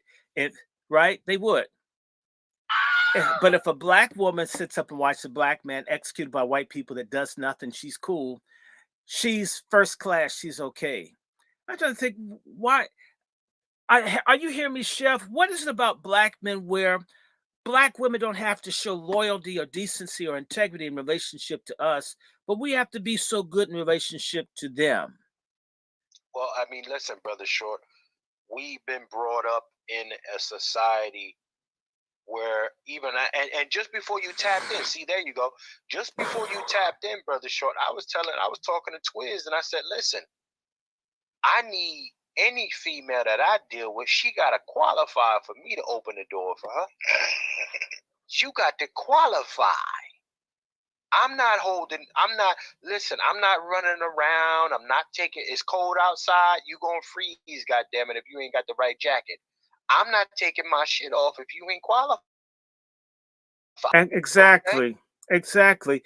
And brother, isn't that something? By the way, I see this brother. He agrees. Calvin Bennett says that he doesn't like cigars, and he said Ruby Tuesday. Yeah, Ruby Tuesday. There's certain places that these people like to go to. I hear someone goes to a place too much, I get scared. You know, it's like studs like Ben and Jerry's. I see them with the pint of Ben and Jerry. Now Haagen-Dazs, they straight, but not Ben and Jerry's. It's like the certain stuff which, you know, when are we going to hold people accountable and raise the standards? So fair is fair. Black men need to understand that we need some diversity, inclusion, and equity, or diversity, equity, and inclusion in our community. For example, you know, I don't know if y'all remember being in school and the honor society, if you went to a black school, was all female and nobody minded. Not one boy in the school was smart, but all the girls were smart. And black men never complained about it. And all the teachers were black and female. There's not one smart guy in the school, and all the girls are so smart. I've watched this. I'm sorry, black women. A lot of y'all have done a great disservice to the race, and they need to start being called on it. And black men have to stop being bitches. It's we must have rules for everybody. If we do not, we collapse from within. And I want to say something. What we want to see from Pat Talk, I was speaking to another brother that you have to meet, Chef C, in Chicago. We need to have this Patriarch Summit and look at, because there's got to be a lawyer somewhere in this universe where we can begin to put together lawyers and people to see if we can begin, even if we can find a city or a county or state to begin to push for public policies that are more fair towards black men and boys. And not only that, begin to check judges. We need to be able to look at divorce judges, and if they're not fair, and every time a black man goes to divorce, just every 100% of his assets go to the female, no matter what she does. We need to get some of these judges voted out, like the Negroes who say they don't vote. Forgive me, dumbass black men with lots of excuses and all the answers. Where judges can be elected, we need to start electing judges that are anti-feminism. I'm pro-equality where equality is applicable. I can't equal a woman in lactation or hot flashes or menstrual cycles because I have a dick. And at the same time, A vagina can no longer be seen as an all-access American Express card for Black women. You're gonna have to verify that your all-access pass is Come on, good. come on. Okay, Right. we've got, we may need to start shipping some of these women out here. Find out what you're doing, where you've been. You get where I'm coming from? Isn't it interesting that men don't ask to look inside women's phones, but women insist on looking in ours? Women want to know what your weight is, but you can't ask them what their is. They want to know your age, but you can't ask them. Where's this thing where you do so much damn privacy for you, and yet all my shit is public? Why do we accept this? Men must rebel against these contradictions. We must. And back to this divorce, we need to find Kevin Samuels, Kevian lawyers, where we can create something like a legal shield for Black men when they're facing custody cases and when they're facing divorce, that you can call a number where we have someone that isn't as sloppy in speech as Crump, the one that looks like Curious George that goes everywhere, Benjamin Crump. I'm sorry. I mean, remember Stymie from the Little Rascals? He's far more articulate than this dude that's this lawyer that goes everywhere. Yuck mouth niggas, man. Too many yuck mouths. We Benjamin Crump need is an some embarrassment. Black lawyers. He's an embarrassment. We need some Thurgood Marshall type anti-feminist lawyers that could begin. That's what Pat Talk needs to develop, a group of feminist, pork chop feminist busting lawyers across the country, where we do stuff like these white policy groups. And like they have this thing called ALEC, the American Legislative Exchange Council, and all they do is make anti-Black policies that they submit to Congress. We need to have pro-Black male lobbying for the courts and everything else. And that way, anytime there's some crazy feminism, we bust it. Imagine if, my friends, when you go in, you know if you go to court. Wait a minute, let me put some boom in it. For sure, we got another soldier. We have another in patriarch. arms. We have Brother Yes, Dome. brother Q of You Let's understand Talk me? to My Brother man. Q. Peace to you, sir. Peace to you on this Friday, man. We just get Hey, Chef C, and Yes, Brother sir. Q got good hair. And he got good hair. You Yeah, understand he got me? good hair. He got perfect hair. You Well, know? I Yes, always yes. say I've got good hair in my drawers. TMI, Dr. Short. TMI. No, what I'm trying to say is it's what TMI, Dr. I'm just saying it's wavy. Since all these people are into straight hair, right? That goes back to school when we had all these. DC is full of color struck people. You know, to talk about Chef, how everybody's light skinned and this. I hate all that stuff. So I remember someone called me light skinned. We gonna fight. Yeah, I don't like that. So one girl kept saying, "Oh, he's got good hair. He's got good hair." And I says, "I got good hair too." She says, "Where?" She says, "In my drawers where it counts." And we never had another conversation about good hair again because I said we all have good hair. I'll show you sometime. So Hey, so Brother Dr. Short, let me bring Brother Q up to snuff. Shout out to our Brother Q for joining the conversation. Just a little Shout out to Brother Q. You understand? kind of conversation tonight. Just a special edition here because Brother Short hit me up early. He knows I got my routine. I'm in the gym. I do what I do. And but this he was expressing some things, and we're feeling a certain way about unsuspecting husbands or boyfriends to be when they're dealing with these vicious savage women out here and ultimately take everything from them. The brother don't even get to have his dog no more. She take the dog from you too, and now you're sleeping in the fucking van. well, Chef, I don't think feminists are women. They're a different species. I make a complete distinction between women and feminists. I mean, women I love. In fact, I love women. Feminists, that just makes me want to discriminate. A feminist is like a dude. A feminist Dr. is Shaw, just, you know what my dad used to call them? He used to call them bulldaggers. oh, And yeah, he's like, the biggest thing they hate is the swinging dick.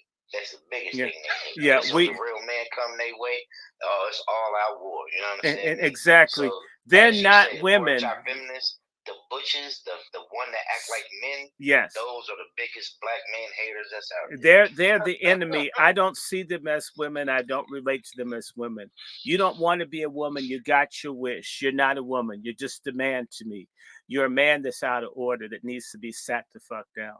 We must discriminate. They discriminate against us. True equality means that we must discriminate against them. This is a war without mercy against anyone that does not want to be in their sex, that hates our family, that hates our sisters, that wants to wreck our community because they hate the fact that, you know, maybe they've got an X chromosome.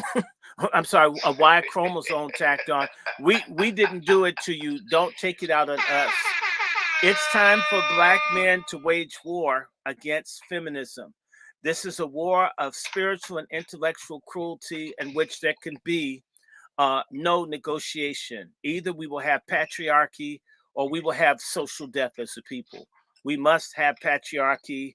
I mean, the unconditional surrender of feminism. It must capitulate. It must be crushed, stomped, and buried. And what we can't Dr. bury Short, should we be got set one on more fire. though. What? We got one more we need to add to that. Mm, As long as the pork chop feminists, we need to add the bed. We need to add them bed wenches too. mm. These bed wenches thinking just because they land next to a Neanderthal, they think they can harness that power. You understand me?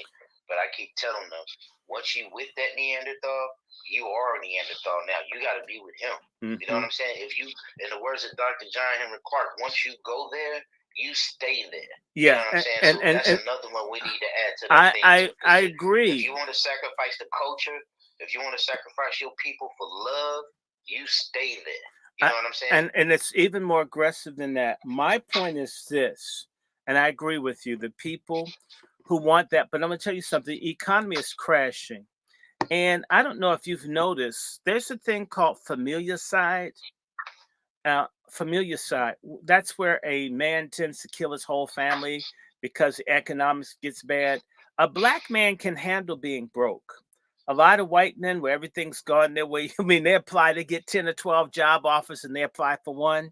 We apply for 1,000 jobs and don't get one response. We can handle that somehow. This economy is going south. And so you have a high rate of suicide for white men above the age of 35 in this country. When the economy gets bad and these guys they've been on what I call a bush bitch safari. So basically, you want yourself, you basically want to get a ghetto girl. You want a black female for the novelty of it.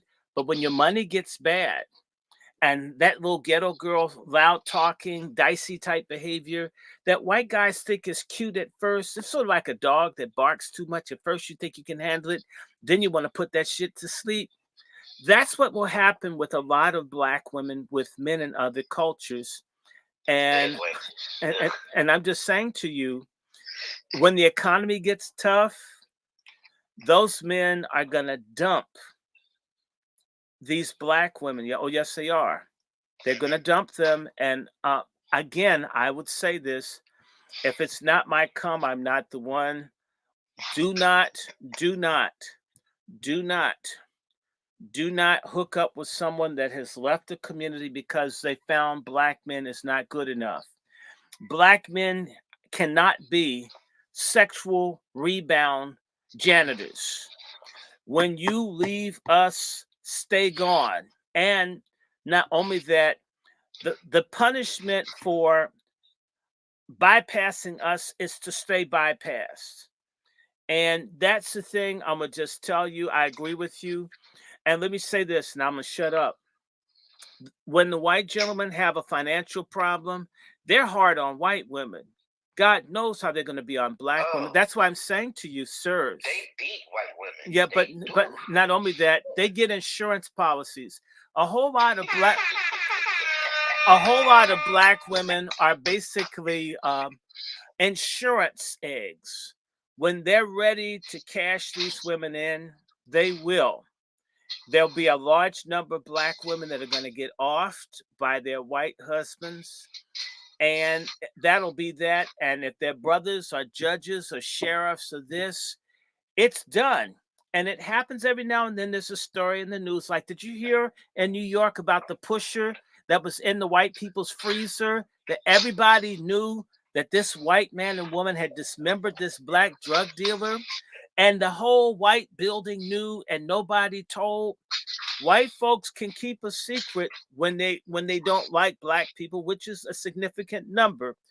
If it's an unpopular, loudmouth, opinionated black woman, and this dude decides to cash her in, the white majority of people will look the other way if his black bedwench whore has some bad fate. And I'm going to tell you something. I don't want to get in the crossfire between some black woman that needed to screw people in other races because a black man ain't shit. Now all of a sudden, okay, you don't want me to foster her bastards, but you want me to fight the white world because she got tired of being with a burgundy penis. No, that's your problem. I've had this happen once, sir, where there was a woman I stopped talking to who was Kenyan, who had a son with this white woman.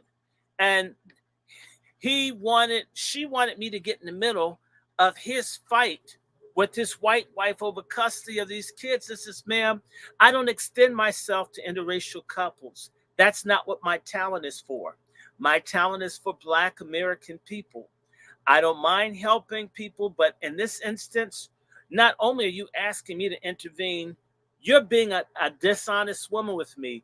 Your son, that was brought up to think that white's better, loves that white woman. He will hate my guts as I try to help him be in touch with his half black child. No dice. Let's never talk again. You raised him. It's something that you did wrong that would cause your son to not want to be with the black woman. I have no responsibility or accountability to try to address that problem. So please relieve my phone line. That's the last time we talked. We have to know how to say no. No is an answer. We get told no about pussy. Why can't we say no about stuff that matters to us? Women aren't the only people that can say no.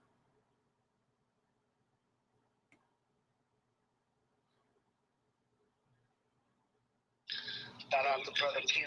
It's an interesting thing, this conversation. I was listening to, I was taking care of some business in the home. And when you think about it, it goes hand in hand. Simp culture and hoe culture. And brothers don't have that discipline, as Dr. Short always says about the brother fuckers. And then what happens, they wind up getting their ass kicked in the long run by a woman that don't give a fuck about them. Mm-hmm. And the bottom line is, men got it, as everybody been saying, big phrase that people like to say, standing on business means exactly what it says. Standing on business. Be who you are. Be the man that you say that you are. And that goes to even picking the type of woman that you choose to lay down with. Because not only are you getting the prize, you are the prize. Mm-hmm. You're the protector, you're the provider, you're the one who should be bringing some stability to her. Instead, simp culture, guys start compromising, seeing red flags in these women, and they just let their joint lead the way.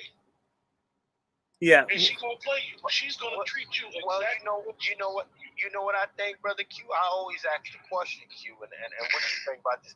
Like, I see cats be so damn thirsty. It don't even be that good. The cooch don't even be that good. Oh my God. Oh my God. And they willing to jump off the hill. They ready to crash out and do all type of stupid shit over some joint that don't even be wet. Brother Q. Yeah, brother Q, this is Tyler Twizzle right here. I agree with you on that aspect for the simple fact, where I come from, a lot of these dudes, and I'm gonna point a lot of these rappers out, a lot of these actors out, a lot of these athletes, and a lot of these people that's in the entertainment world who own this bullshit, thinking just because they got money and this and that, they can have their way, and it's that old school phrase, it ain't tricking if you got it. Hell no. If you're not proud of who you are, if you can't stand on your square and sell yourself, and if that woman not attracted to you to where you can subdue her mentally and have her, you don't need her. Especially when you are the prize, that's supposed to be a compliment to you. You shouldn't have to pay a woman for her attention. You shouldn't have to pay a woman for her time. Not only that, you shouldn't have to compensate her woman just to be in your presence. When you are the prize, you are the bag. Not only that, a lot of us men, we build ourselves up from nothing to become something. So we are to take all that and give it to somebody who we just met on the simple fact that we just want to kick it with them in a polite way.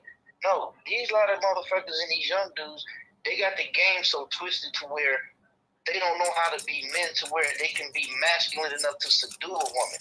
See, they don't know how to get a woman's mind. If you can't get that mind, you don't need nothing else. Everything else, you weak-minded and you a trick. You know what I'm saying? And that's what this is. This is trick culture, not simp culture. This is trick culture, because if you listen to these women and they tell you what's a good man is a man who give him all his money, who give a woman all her money, who's there for her, give her his cars. He got full control. We had a situation to where certain women get caught cheating, and the man who she got caught cheating with is the one. Woman, you was cheating, so you are the one that was wrong. Now the women are innocent now because they're caught cheating.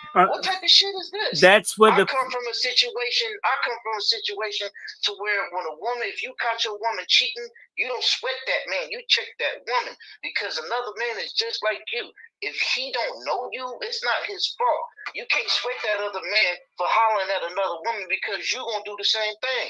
Unless she got a ring on her finger, you don't know if she have another man or not. And like, a lot of people don't agree with dude, but I fuck with Jason Black and I listen to him. I don't agree with him half the time, but I know how to agree and disagree and don't take things personal. And he right up on this one aspect. You know what I'm saying?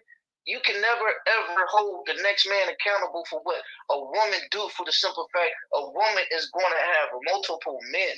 She's going to have resources because she can't have the acquisitions that we can possess. You know, I'm out here building a business that I'm about to be a millionaire in this business, and I'm struggling, I'm striving, I'm fighting against motherfuckers. I have to go to places and look at houses to where it's drive-by shooters, gangbangers, and all kind of shit out, to where I have to use my masculinity and my strength to do it. A woman couldn't do this for me. I have to do it. And as I'm building, people are going to reap the benefits and the reward for this. I'm not going to give this all up for that. And that's what certain people do. So therefore, if I entrust somebody with my time and patience, then they slip off to another reservation thinking the grass is greener. I'm not going to blame that reservation. I'm going to blame the person who I entrusted. Like, what the fuck is you doing? I invested in you. Now you going bad on me? Okay. Well, I'm going to leave you right where I left my last deposit. And in the words of Joe Pesci, when they find you is where I left you at. A lot of people out here are getting soft right now. You know, we are men. Nobody care about us. Who give a fuck about us? If any one of us right now was out there doing bad right now, no place to stay, no car right now, and we came into these spaces like, oh man, could I get a GoFundMe, something to eat? Who gonna give a fuck about us? Nobody. And so fuck that, man. It's time for men to be men, man. It's time for men to be strong, because who care about us, though? All bullshit aside, Dr. Short, Chef C, Q, even me. Who care about us right now? Nobody. But you know what? Strong, man. But we do need to be strong, but we need to be strong as a collective. And what black folk used to have were called mutual aid things, where black men banded together, didn't take a whole lot, but put a few pennies together to be able to help each other to stand and withstand. We need to get back to that. We need to get out of this ball hog, I don't need nobody else, or as I say, brother fucker culture, where every other black man is my enemy. And my only friend is my dick and the women I could pay off. This is a very stupid way. It's an antisocial, self-destructive, suicidal culture that we must get rid of. I'm not saying that you're not self-reliant. and that you don't do your own thing. But in every city, you have an Asian Businessmen's Association, you have the Filipinos, you have the Koreans. We're the only men who can't sit around the table and deal with each other. As long as we're catty and feminine and jealous and petty towards each other, and the world's going to run out of pussy, so I hate you for being straight. And then I hate you if you're fag. I hate you if you're bi. I hate you if you're into white women. I hate you if you're I-cell. I hate you if you're celibate. I'm just mad at you because you're a black man. And it's safe for me to hate all other black men because the world is unkind to me. And I channel all my hatred against other black men because I'm a coward. And I don't face off against the other groups that challenge us because in reality, they're organized as an army. And we're like an undisciplined, scattered force in retreat that doesn't even have a rear guard to allow us to retreat, to regroup. We have to become like a army and a nation, and it can be done. It is doable. And brother, we have to be the ones that care about us. And I'm not talking about uh, no queer romance. I'm talking about brotherly cooperation where we protect and look out. We've seen the Panthers, Deacon for Defense, as I said, mutual aid, black men, when they weren't running, pandering after women, found a way to have common cause amongst themselves. And when men learn to cooperate and work together, women fall in line. We've been trying to work outside of that. Love or hate the Nation of Islam, the women in the Nation of Islam, from what I can see, show a lot of solidarity towards the men. No matter what issues in the Nation of Islam, you won't know about it unless you're in it, because they're not out there broadcasting it. For there's somebody out there, I think Q, I was telling you, everyone says I'm always dark in the Nation of Islam, and that's not completely true. Keep cooking. I see a whole lot of stuff that some of these groups have where the men can sit down and deal with each other. I like Brother Q. I like Chef C. I like you, Brother Twist. And let me share with you what we're doing as we come together and relate and hear each other out. There are other people listening.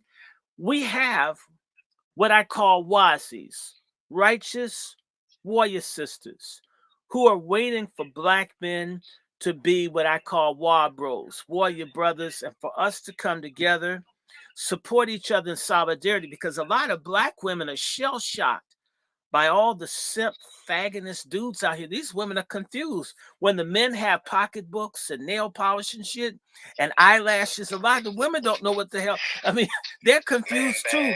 I mean, these purses, these fanny packs, and man buns and shit. These women. I mean, the only thing that brothers aren't doing, because a lot of us have pony asses, we're not getting butt lifts. That's coming too. Ooh, I'll get that out. Anyway, when the women see us as upright, legitimate, decent men. Now, and I'm telling you, I had an experiment. I did this back in 1988 with a sister at Harvard Law School named Carrie Drew. We had a conversation about male-female relations, and I told her, sister, the women are more fucked up than the men, although they're fucked up men. The men are more able, because black men hear criticism all the time. We can handle being, because we're going to get attacked and criticized. It doesn't happen to you. But for every good woman that you can find, I can find two men that are decent enough to go out and socialize, eat, and fellowship. So we created a dating club. You know who ruined the dating club? It wasn't the men, because we could get the women destroyed it because they began fighting over the men. The men were able. We told the guys, don't fuck this up for us. We want to meet some nice looking, intelligent women here at school. Nobody grab anybody's ass or boobs. Don't do it. But sit down, talk, communicate, be friendly, get numbers. But let's be upright. The men were able to a man to obey the rules. The people who would not comply with the rules were the black women, because black women are rogue and off code. I'd say 50 to 60%, because we men spoil them, and there are other women and that women don't have to obey rules because they've got the golden gulch. I have a vagina, therefore, ladies' night, I don't pay the cover charge. You know, men have to pay everywhere. Well, you have a pussy, you can come on in, right? We've created a culture where women don't have to be accountable or responsible because we want sexual access. And that spoils and it lowers the character of women. When you meet women abroad, if they have a child out of wedlock, they're seen as a hoe. That's why women overseas are a lot more humble and circumspect in many cultures, because if a woman messes up, it's permanent. She gets pregnant too early, gives it that it's over. The only women that think with 10 kids that they're still a hot pick in their 50s are Black American women. They actually think that they can get a guy that's 25 that's making seven figures to take care of another man's bastards that are older than he is. That's the only place where Nobody got time for that. This delusional mindset, we men have facilitated it. The day that we rebel against it and say it's over, which is why, let me tell you something. Women came down on Kevin Samuels like a ton of bricks because they were terrified that you can't kill an idea. Once Kevin Samuels' ideas broke out, it would spoil all the apples in the barrel that other men would start thinking like him. That's why they attacked him. They wanted to stop it. Oh my God, he's broken through. And listen, Brother Short, when I tell people that the Honorable Messiah was assassinated. He was assassinated. You know, he died. Kevin Samuels died for us, and he lives. We're never going to get over it. Studs, pork chop feminists, all of you. We're going to talk about Kevin Samuels. Short, do the K. Do the K. Yes. Oh, hold on. The K is like this. He's got you. You can't. I don't know if you can see me because I see Kevin Samuels' picture. So when he takes it down, I'll do it. Hey, yeah, people do they Holy Mary. Yeah, well, we do the Holy Kevin. The Kevin is like this, Q. You come down and you do this and you do that again. And yes, that's like in the Catholic Church, you do like this. Well, we do the Kevin cross. The Holy K. The Holy K. That's right. And Kevin's name. We're going to preserve Kevin Samuels' memory. We're going to talk about it. We don't care. You'll never stamp out the patriarchal movement started by Kevin Samuels. The pork chops will never make. His name is going to stay in my mouth. I'm going to say it every single day. Until we're going to talk about Kevin Samuels as if he never died. You can't kill him. You can't kill his ideas. You can't kill the idea that I'm a man. I used to hear black men ain't shit, and Kevin Samuels came and said I'm a high value man. That I have worth. We have worth, and that we should sell out to femininity. If I told you about all the masculine broads that have messed over me, and I'm not mad at women, that I've trying to accommodate feminism, if I told you, I could sit here for hours. I wish Kevin Samuels had been around when I was a kid. Not that, but you know what? We don't have to be upset about that. We have to make certain that everybody, if Kevin Samuels be lifted up from the earth, will draw all patriarchs to us. Help us lift up Kevin Samuels. Well, hold it right there, gentlemen. Oh yeah, we'll do it again. Hold on one second. I want to go to Brother Q. Actually, I want to work the room a little bit here. Brother Short brings up the point that the stamp from Kevin Samuels is high value. Now, in today's age, gentlemen, high value is it's really equivalent to monetary and material possession. In a situation where men, especially right now, we're dealing with high interest, right? We're dealing with astronomical fucking rates as far as you know, just bills in general. Crazy, all new levels. Men are doing 50-50. Men are or 60-40, 70-30. Mm-hmm. You know, it is a very small amount of men out there right now who are doing absolute 100% of the bills. Very small amount. According to our brother Kevin Samuels, the Messiah. All right? Now, if you're not taking care of everything, does that make you less of a? Does that make you an inferior man? Are you no longer high value? No, it don't. Let me go to Brother Q, and then we gonna swing to you, Twist. Q, what say you about that, Brother Q? What's your thoughts, sir? I'm gonna just give you some quick thoughts on your question, and also him as a person. What is interesting about Kevin Samuels and what he did on his platform is he made people think about where they are in their life, how you should be valuing yourself. If you make a certain amount of money, you should understand that percentage of your income is going to get you the type of people that's going to attract the people that you desire. Number one. Number two is that I think high value more comes. It's a mindset, how you feel about yourself and what you choose. Because at the end of the day, right? If you think you're a high value guy and you got that much self-worth, you're going to attract those type of people. Like Dr. Short said, and it's interesting when you look at other cultures, if a woman comes and she's got 3-4 kids, other cultures will say, are you a widower? That's the first question.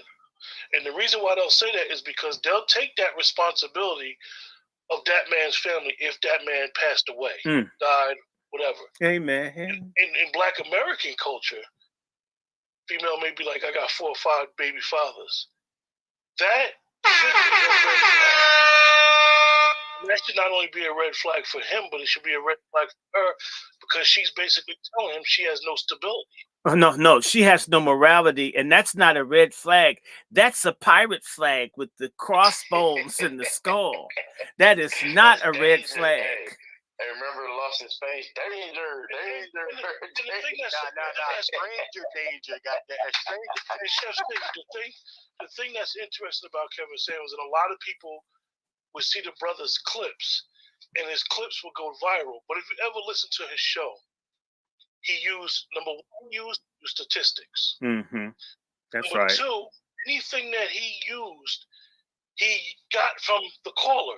So if a woman said, she makes 6 figures, she's in corporate America, she needs to understand that if she wants the black man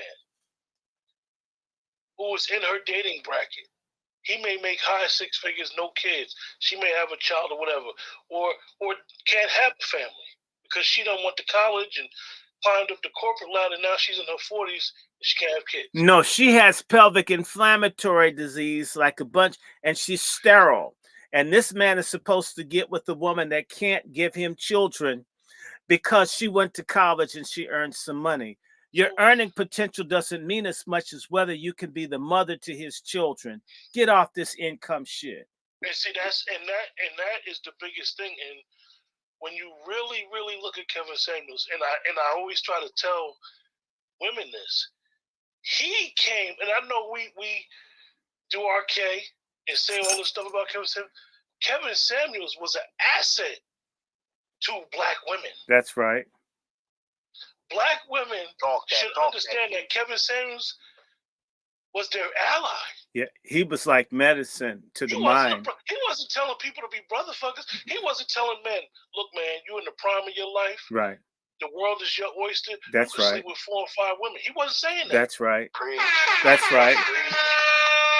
Statistics tell people that could possibly be true for you as a middle-aged black man because you are the prize. That's right.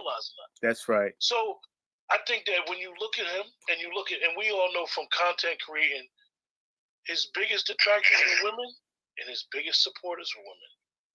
That's because right. they understood that this man was giving them some real game. That's right. But That's right. But some people gonna get it, some people not. That's right. Everybody ain't getting on this ship. That's Everybody right. ain't getting on the ark. That's right. Tell them. Some people just. That's right. That's right. That's right. It's the bottom line. That's right. Tell them. What?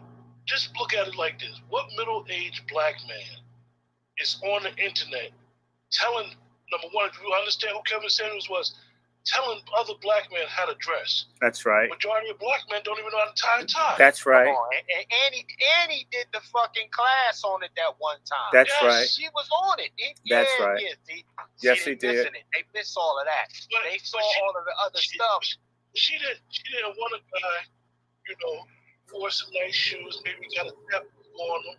She wanted to do it with the Timberlands and the jeans halfway off his ass. Right. And the do-rag smelling like weed on the. Now, if you smell like weed, you smoke weed, that's you. But you don't have to smell like weed. It's a difference. Nappy ass dreads, pants hanging down, with the dirty ass hoodie on. He been wearing mouth looking like a spade game. He brushed his teeth in the weed, got crust in his eyes, got motherfucking shoes on that he done got from his partner, and too busy trying to hit a lick because they don't know how to hustle and grind. Exactly. I want to give a shout out to Kevin Samuels for the simple fact. Kevin Samuels, what my dad always said to me. He always said, maintain yourself as a gentleman and a scholar at all times because you don't know who's watching or you don't know what it is. Because if you act like a nigga, you gonna get treated like a nigga. And when they treat you like a nigga, you can't blame nobody else but you, nigga. So maintain yourself as a gentleman and a scholar at all times. Because once you do, you will be recognized as that. And once you're recognized as that, there's nothing else for you to do. So Kevin Samuels was a pure definition of a gentleman and a scholar, and I respect him as that. That's right. I don't disagree with him on a lot of things, but I fuck with him on the majority of things. So that's how I deal with it. And Kevin Samuels, Jason Black, Professor Black Truth, a lot of real black men out here that can stand on their square as black men. I rock with you. And any man who say, well, I don't, if you disagree, if you agree with a man 100% of the time, you a coattail dragger. You a dick rider. If you, come on, you're supposed to agree and disagree, but yet we're still supposed to have a balance. That's right. To where we still could rock on that same plane. You know what I'm saying? That's right. Just like all of us, we may agree or disagree with something, but yet we're still maintaining a gentleman core to where we can be in the same space, just like we were at a table with cigars and cognac having a discussion, like these white people do about our future, about our culture, about land and everything. That's right. This is what we're doing. So just like you, Dr. Short, on how you're planning that, the black men, the masculine, that thing, we really need to get that thing. We really need to get it going because every fire starts with a spark, and we need that spark because it's nothing for black men out here for us. When you look, black men are obsolete. Black women are the face of black culture. And I'm not going to sit back and allow that to be because a black woman don't speak for me. I'm a man. I protect my sisters. I defend my sisters. But yet in the same time, too, I don't want my sisters in the forefront of me. No, stand back. Let me handle this. And as a strong black masculine man, I am going to stand forward and fight for this, whether it's intellectually, physically, or militarily. You know what I mean? A lot of people out here are lost, and that's why I love this, and we really need to get that going because it's a lot of people out here too busy trying to sell their selves and not black men. I'm pro-black men for all faults and virtues, the Pookies, the Ray Rays, the little slugs and all that. I'm pro all of us for the simple fact my dad always told me never judge a man for the simple fact you don't know what that man go through. We all black men grow through shit. Everybody hate us. We were born by fire and baptized in blood, and we all have our stories. So I don't knock nobody. I respect all that. But yet, I want to build, because we all need each other. Y'all are my brothers. Y'all can relate to me. Y'all can relate to growing up with soul food. Y'all can grow up to y'all mama playing blues music. You can relate to me when I say I grew up all Bobby Blue Bland and E.B. King. Y'all can relate to that because we are all peers. We all Gen Xers and some in here boomers. You know what I'm saying? And that's why I deal with y'all. I don't understand how some people like to Hey, tolerate. I'm a millennial. Understand me? I'm a millennial in here. But you still got good hair. You still got good hair, so you're cool. You know what I mean? Oh, you know what? A Twizzler. You know that song? Further on up the road. Dr. Short. Yeah, Dr. Short. See, you're an elder. No, not yet. I'll be an elder and 300. You know my dad though. My dad was a singer in this group called the Ballads. You know what I mean? Okay. They was in the movie The Mac. Okay. Their number one song was "God Bless Our Love." Oh yes. And after Seven remade their song, "Baby I'm For Real," that's what my dad was. So I'm initiating to the Oakland Hall of Fame because of that. My dad. Wow. So I'm from that era. You know, I'm from the R&B era when R&B was the hustle, like Smokey Robinson and Temptations and all that. Mm-hmm. That was my dad and them. His group was called the Ballads. You can Google it on YouTube. You know, I remember the God Bless Our Love, right? Yes, but indeed. no, yes, I don't. That's my dad, Rico, the little short one. You know? Okay. I remember the song, but you said Bobby Blue Bland. And I love that's what my mama used to play. I like that song, Further On Up the Road. Baby, right? You gonna reap what you sow. That's right. I love further. On up the road. That's yes. That's the cut, man. Bobby Blue Bland. Oh my. It's called a Stormy Monday. Yeah, Stormy Monday. It's just as bad. That's what when I came out from school, I always walked in and my mother sitting at the table with her cigarette in her hand, playing her blues on a record player, a 45 and everything. So well, I'll just tell you. Don't know about the record player where you had to run your finger across a needle to get the lint up off of it. Yeah, now let me tell you, I have a little bit of blues, just a little. I lived with Denise LaSalle for a year. And I remember I called Denise LaSalle the day Solomon Burke died to let her know Solomon Burke had passed. And that was wild. So imagine, that was interesting. So I have a love for the blues. It's real. And we got to bring all that back. We patriarchs have to set the tone for the culture. We're going to bring this stuff back. We need a cultural revolution in our community. I'm a culture warrior. I do a lot of shows with Chef and with Q here. And a lot of people don't understand what I'm doing. I'm fighting a war. People don't quite get, I don't do certain stories. The easy stories we can do when the police kill someone or this or that. I don't do that. I'm literally attacking pork chop feminists, faggotists, all these. I'm a culture warrior. If you watch the news, white people who are nationalistic, which they have a right to be, they fight for the advancement of white culture, white American culture. That's why they're down at the border with their flags and all of that. We have to create a culture of pride and self-respect, self-reliance, self-defense, as well as mutual aid. And that will change how we're doing. When you say that there's nothing out here for us, it's true, but we can make it. But the culture has to change. We've been in a culture of atomizing, falling apart. It looks like when I say stuff, I'm trying to divide people. I'm not really doing that. I'm trying to I like coffee, but I don't like grinds in my coffee. Pork chops and other people are like the grounds that you throw out. I want the actual coffee, but I don't want the grounds. We want Black Americans, we don't want Black American scum, whether it's boule or whether it's broke ass. I don't like anything that's going to make the quality of what we have bad or negative. If Starbucks had grounds in its coffee, no matter how great the brand was, people would stop drinking it. You only need so many people to get grounds in their coffee at Starbucks for that brand to go down. As a people, we have too many folks ruining our brand. And we have to clean up and standardize and operationalize a movement and an effort to systematize and standardize and clean things up. That's what real men do. You will find that the Boule, the Greeks, and even the nigger churches, and that's their nigger churches, they're not Christian. No Christian church would call for Black babies being killed as civil rights and health care, which is what the AME church did. That's bullshit. That's eugenics and genocide. You get where I'm coming from? You looked at those nigger churches last week that were talking about Gaza, and yet they're not talking about Chicago. They're not talking about what's going on in New York.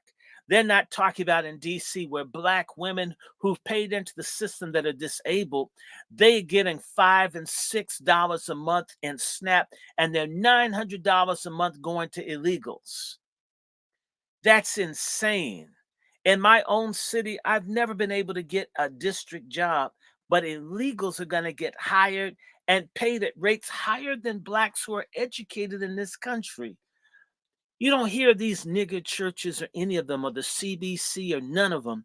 We patriarchs have to be what the black men in the Civil War. In fact, I'll tell everybody, I boast about my great, great, great grandfather born in 1792, Thomas Benjamin Lancaster, enlisting in the Union Army at the age of 70 to fight for freedom and fought 4 years in his 70s. He hated slavery, wanted to shoot somebody over it. That's the patriarch in my family, huh? The person in his 70s wanted to throw down and shoot somebody over his people's freedom. You get where I'm coming from? We have to reignite under this banner. The Kevin Samuels Front has created the kind of fervor and interest and energy, and black men coming together as a heterosexual movement for the national salvation of our people. And we're not talking about leaving anybody behind, but we will never let feminism or sodomy or sodomite culture become the spear tip or even the major part of our movement. Yes, they might be in our community, but anybody that doesn't support heteronormative thought and families will always be marginal in the black community forever. And we have to do that. If you notice this, I'm going to tell you something, friends.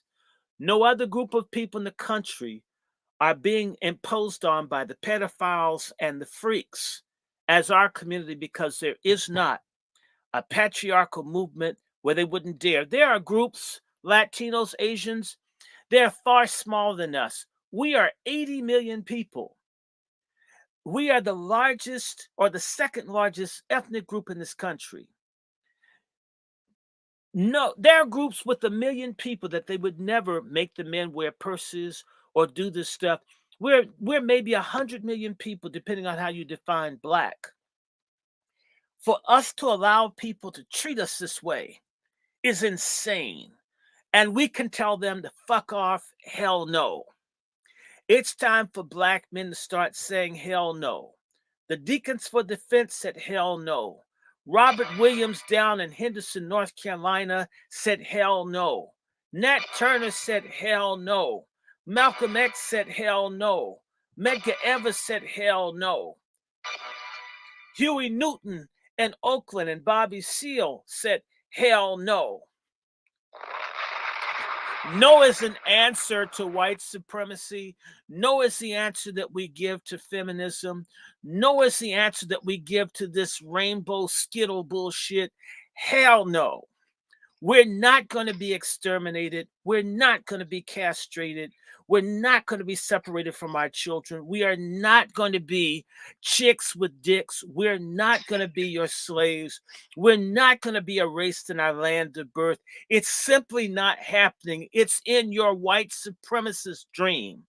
As your empire's collapsing, because you can't fight Iran, China, Russia, and the whole Arab and Islamic world and keep your boot on black people's necks using our trader studs and other people. You've overextended yourself. And if we raise up as a patriotic black patriarch movement, as Kevin Samuels envisioned, that's why he was assassinated by the GCP. The GCP people that make porn, the GCP people that are involved in human trafficking. Kevin Samuels was the greatest threat to white supremacy since Malcolm X and Martin Luther King were assassinated. And that's why they killed them. And I don't give a damn who doesn't like it. The same people that think Kevin Samuels wasn't assassinated are the same people that think Biden won 2020. The same ones that think that these damn mandated medical things that they're pushing prevent disease. And think that everybody's just getting stage 4 cancer naturally and people just dropping dead everywhere. To hell with that. To hell with it. Hell no.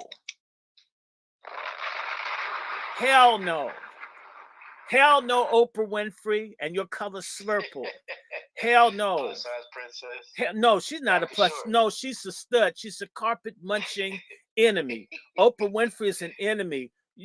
Oprah Winfrey, God exists because if he didn't, I would be dictator of Black America. I'd have Oprah Winfrey under house arrest. I would grab her. She'd just be they'd grab her and throw her in the back of a van, take her somewhere. In fact, you know what? We would make Oprah happy because we let her eat all the bad food she likes. She's miserable not being able to be as fat as she wants to be. Be fat. You don't want to be with the man anyway, and you're too old to have children. And probably the child would hate being Black as much as you. So we're glad you're the last one like you. Thank God you have no children.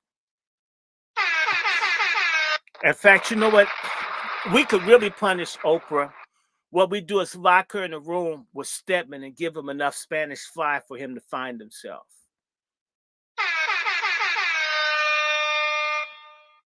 40 years of fuckery. Treason. Slurple treason. Got all these women out here thinking that carpet munching is love. And that's why these lesbians have 4 or 5 times a divorce of straight people. All these women getting their ass beat, getting choked out by women and not saying anything. Even the police department suppressed the crime records in the gay community to make heterosexual families look more violent and more dysfunctional. There is no such thing as a gay family.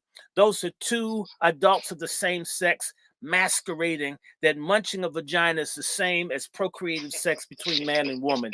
It's bullshit. It's fiction. It's a lie. As a patriarch, we stand against you. We will not cooperate. We don't need you. Your culture's dying. Any culture that goes over to the dark side of pretending that 2 vaginas rubbing on each other is the same as a penis inside a vagina is a dead culture. Any culture that thinks killing babies is the same as raising one to maturity is a dead culture. These people are already dead. Let me just remind everybody, my favorite scene from the Born Identity series was when that guy, Jason, was fighting with the dude and they went over the banister. You know what I've talked about, Q. And he landed. He used the other man as a cushion to break his fall, where the other man beneath him died, even though he was trying to kill him. White people, as they fall, want to use us as a cushion to break their death fall. We have to refuse to be their break fall. We must survive, stand up and resist because this is our land. I'm descendant of Black Hawk, the Indian chief that Abraham Lincoln and them were trying to kill. My folks are the Pamunkey and Piscataway and the Powhatan. We were here before these devils showed up. This is my land, not these people coming across the border. Their asses don't belong here. Mayas belong in Central America. Aztecs belong in Central America. That's another damn group of Indians. Same for the Incas, the Yaquis, and everybody else. This is our land. You know that song? This land is your land. This land is my land. Bullshit. This land is my land, period. And it's just for people like us. We have everything to lose by not coming together. And let me just say this to you. Nat Turner changed the history of this country with 3 other Black men. 3 Black men plus 1 changed the history of this country. This country can't even deal with Nat Turner, who's been dead almost 200 years. That's how afraid they are of Black male patriarchy. Once you know what your enemy fears, that's exactly what you need to do. You know what? The feminists won't attack me. The feminists learned attacking Kevin Samuels made him so big. They they got rid of him. If they dare attack any of us, it will bring all the other patriarchs together. That's why we can be bold and crazy. Do you guys realize that the Boule knows about us? That Rollover Martin and them, they're doing everything to contain us, because if we break out, they're gone. That's another reason why we should support anything that the Boule hates. I like. If the Boule hates Donald Trump, then I like Donald Trump. I would love to see. Let me tell you Dr. something. Short, I don't want to cut you off. Look what I found today. I was going through my money, and look what I found today. Did you see this? Y'all see that? Look what was on the money today. Oh, wow. Donald Trump. I found this on a $20 bill today, so I said, I'm going to keep this. No, You said that. Yeah, Donald Trump. Yes, I do. I see it. I love it. Donald Trump is a white male patriarch. He's a man. We don't have to agree with Donald Trump, but we agree with him on manhood. Donald Trump is a patriarch. I support patriarchy, but I support it for my people first. What are people? I don't know. You muted me. You want me mute? Okay. We have to fight for patriarchy. Patriarchy was what got black men to fight against slavery. It's what got black men to rebel against slavery. It's what got black men to organize towns and businesses. We must bring patriarchy back. The only place for feminism is under our feet. Let me land my plane. So you don't have to land your plane, keep cooking, man, because we need you. I mean, I've men like you, and these people here, they scared of you. Like you said, Donald Trump. They scared of Donald Trump because Donald Trump is a man's man. You know, he's like an old school Al Bundy. He's like, Donald Trump is the Tywin Lannister of our time. And they scared of that. And that's what we need, though, because we need the pure definition of masculine power. You know, that's one thing about a woman. A woman may acquire power, but she will never be feared. You know what I'm saying? She would never be feared, so she might as well just give it up right then and there. That's why Nikki Haley would never be president, because we call her Nookie Haley. I don't even really pay her no attention. She want to be a white woman. That's why she's from Nimrata to Nikki. I don't respect her because she's a white woman, and any woman who can't stand on her principles is not proud of her heritage. How could you have the audacity to be an American president? You're not even proud of who you are. You're not even American. It's because you sleep with a white man that don't make you a white woman. You know what I'm saying? But back to what we're talking about. And she'll never swallow enough cum to make her a white woman. And I call her how much sauerkraut, how much bratwurst, or how much potato and cabbage and corned beef she eats. She would never be that. You know, and that's why I call her Nookie Haley. You can't screw your way into whitedom. And I'm going to go further to say this. We're on the cusp of our freedom. We can get it. It doesn't take that many. And so, Brother Twizzler, I want you to email me because I need to introduce you to a couple of people I know that are in Oakland. I know you know Sugar T. Yeah. Okay, man, I know. So that's you. I know you know her. I love Sugar T, man. That's a great woman. She joined the Fly Nubian Queen. She joined now. Okay. So yeah, Sugar T. She's from Northern California. She's like from the Bay. You know, she's part of that. But I know of her, but I never networked with her. But the point is that we need to network. And what I do is I'm going to network because we are going to get what is ours. And that's why I use the expression MFM. We need our motherfucking money. Okay? We're going to get our MFM. I'm going to get mine. I don't care who doesn't like it. We're going to get it. It can't stay like this. We weren't meant to be out here with nothing. I didn't come from nothing. None of us came from nothing. So I just want to say we need our MFM. We've got to get MFM, and we're going to. And I'm telling you, if the Wabros and the Wazis come together, and it don't take that many, and that's what we're going to have. We've got to have this patriarchal summit We don't need everybody. If we can get a good 30 people together and come up with a basic plan, if we even get behind one or two or three business people, we can. Yes, sir. I want to ask you a question. Have you seen that documentary me and Chef C did when he came out here to California to visit me? And I didn't. Have you seen that yet? I have not. You need to check that out, Chef C. That's what I'm saying, Chef C. You need to release that. You need to unlock it so people can see that, because that documentary, Chef C came out here. I took him to West Oakland, where I was born and raised. I took him to the exact place where they killed Huey P. Newton, down there in we call it the lower bottoms. It was called the Boondocks back then. But back in that area, West Oakland was the predominantly black area where black people could be. For the simple fact, all other parts of Oakland was considered the proverbial suburbs, so we couldn't be there. And a little history about the Bay Area: when black people came, we came to the West Coast to work on the ports. You know, that's why the port of Oakland is one of the biggest ports on the West Coast. So we couldn't live in San Francisco or Oakland.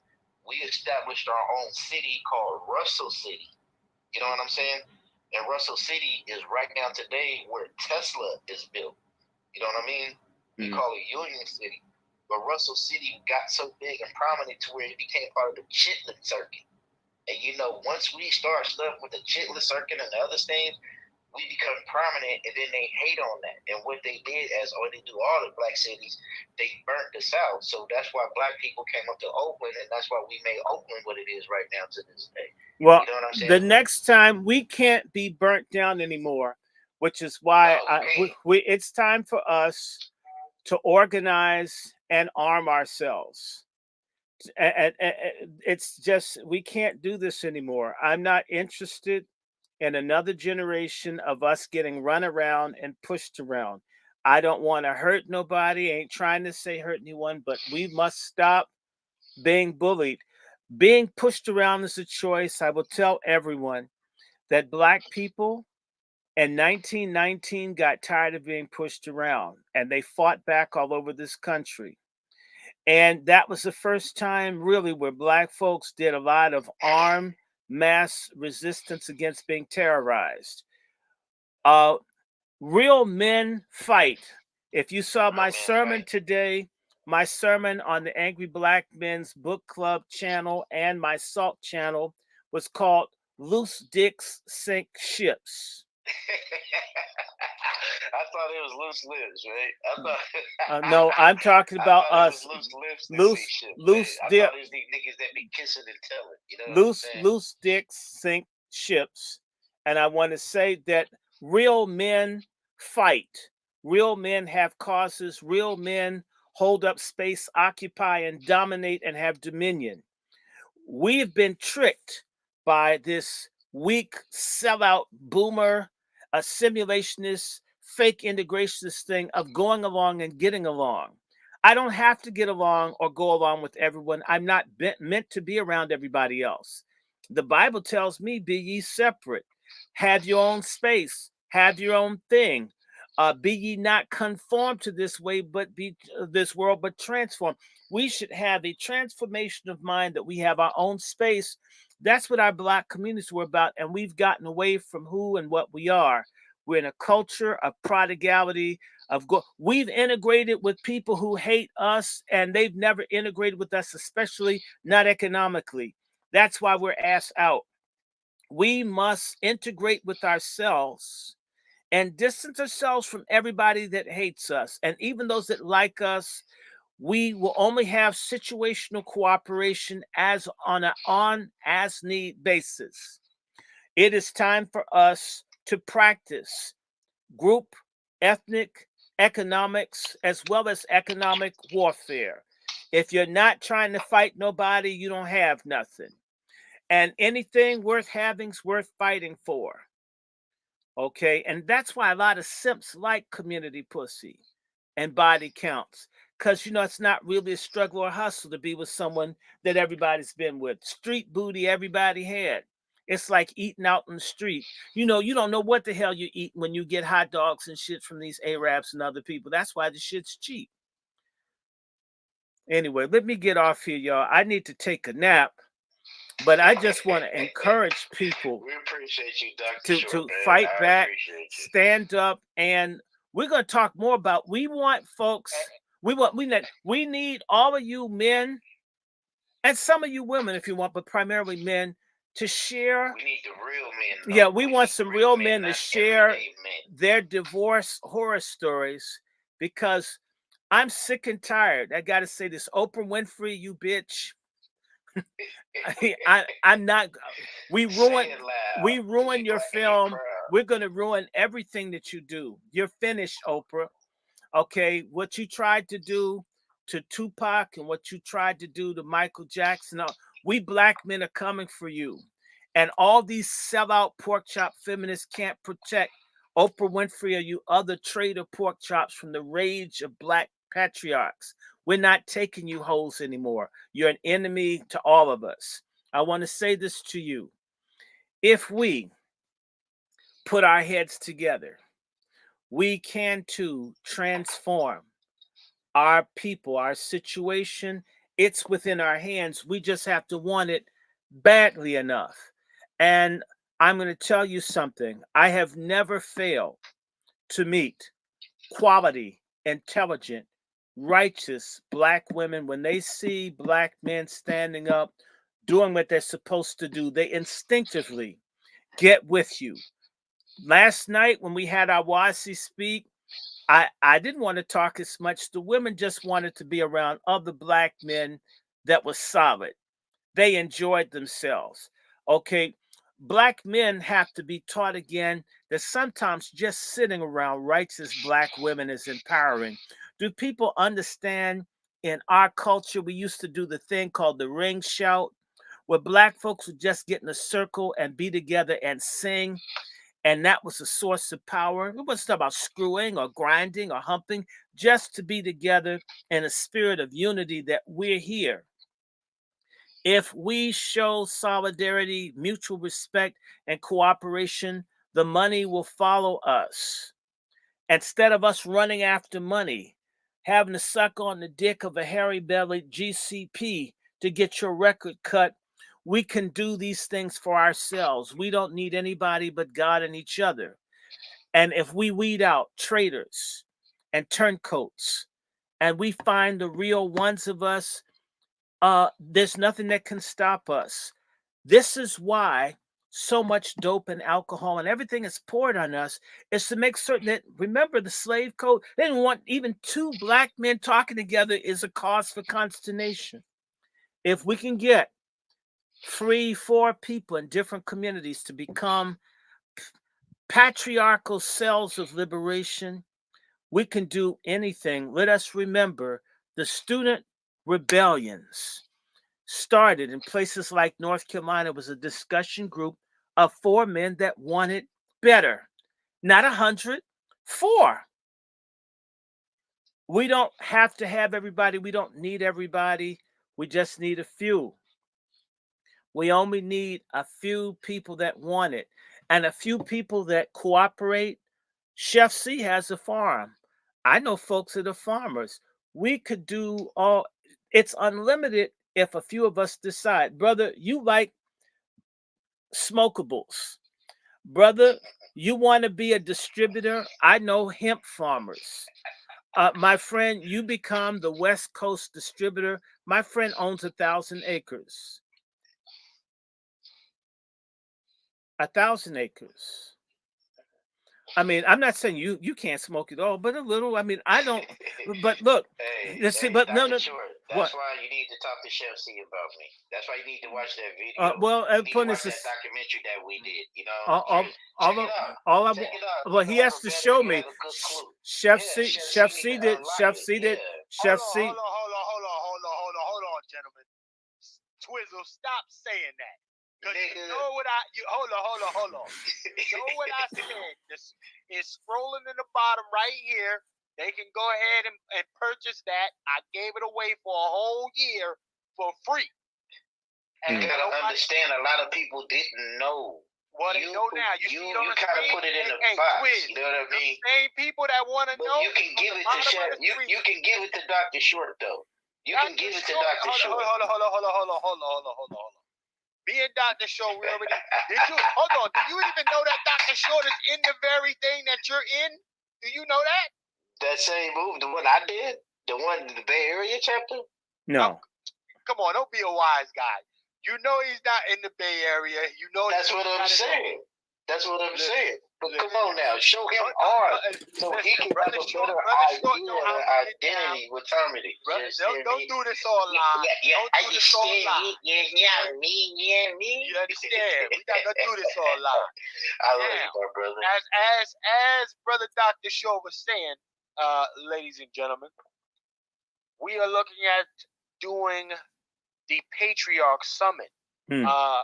I would definitely encourage everyone to go to his platform. My brother Q is in here.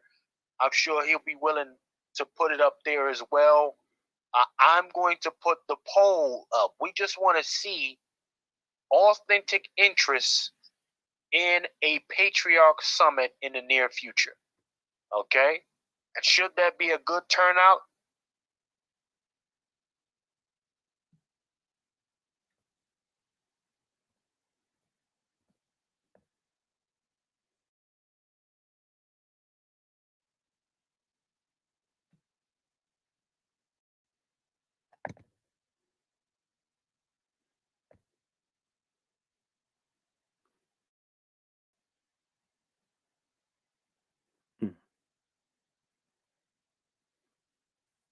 Here you go, my brother Short. See, they've been kicking him out.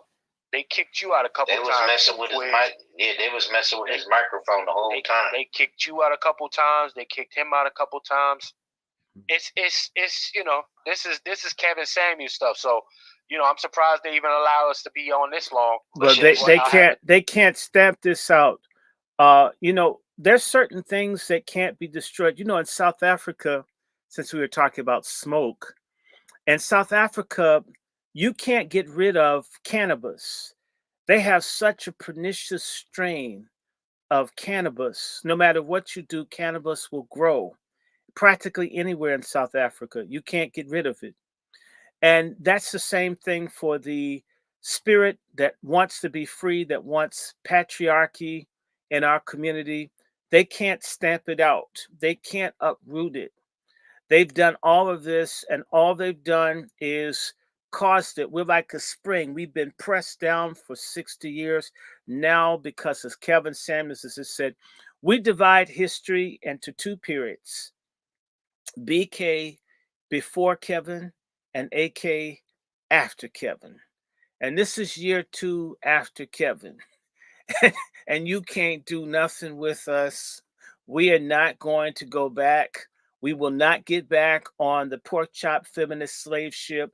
We're not going to pick your rancid pussy cotton balls anymore. We're not doing it. We're in rebellion. You have to pick your own shit now. You pull the lint out your scrotum. Nasty things. We're not going to do it. We will be free. We will have order in our home. Folk will learn how to make meals from scratch. Folks will screw on command like they used to. People are going to be stay-at-home moms. We will have male-female heads of house. We will not change the definition of marriage. We will not change the definition of male and female. We will not be slaves. We will not be poor. We will not be inferior. We will not be divided. We will not be feminized. Our women will not be defeminized. We will be free. We will get our motherfucking money. We are not going to accept it. So tell the system, tell the boule traders, tell our subversive thugs that the black patriarchs are saying, hell no. Oprah, we taking your song and we're going to give it real meaning. It's not going to be a bunch of studs of the fat singing hell no. It's going to be a bunch of black patriarchs saying, hell no. Hell no, Oprah. Oprah Winfrey, you're finished. The era of Oprah Winfrey is over. We are satisfied that in Black History Month, they're going to have to remove that shit from the movie theaters. If they can't keep it in there, making $35,000 a day, that shit is on DVD. And I recommend If you're going to buy the color purple, buy it from some person selling pirated copies. Oprah Winfrey doesn't deserve a penny. It's time for us to stop looking for other people to love us and love ourselves. We need brotherhood. We need sisterhood. We need peoplehood. We need patriarchy. We need freedom. We need land. We need our motherfucking money. It's really just that simple, and it's doable. None of the things that we're talking about are impossible. Nothing that we want is unreasonable. And trust me, once we start doing this, it's a train that can't be stopped. And we must develop systems of punishment, coercion, and investigation because they're surely going to come and try to infiltrate us, and it's never, ever going to happen. We're saying, hell no. And we don't want you traitors. We're going to weed you out. We don't want you. Roland Martin, you guys' days are numbered. All of you that gave allegiance to some kind of devil spirit, if you're into something secret and nasty and you had to lick somebody's butthole somewhere, you can't be our leaders. We don't want to be united with you. Same way, if you want to be a bed wench or if you want to be a boule trader, you're out. Maybe your grandchildren can be part of what we put together, but you're outcast. We're going to create a caste system. Anybody that's betrayed us are untouchables until we say it's over.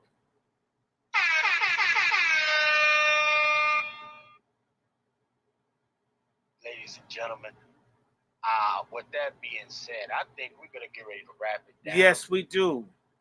I want to go ahead and go to my brother Q. I want to thank brother Q for tapping in with us real quick. Brother Q, let them know about Let's Talk Q, how they can get a hold of your platform, etc. The platform is Let's Talk 2. Best way to get in touch with me is the ltalk5600@gmail.com. We always doing shows with Dr. Short, yourself, Chef C. Hopefully the brother Twizzle will come through.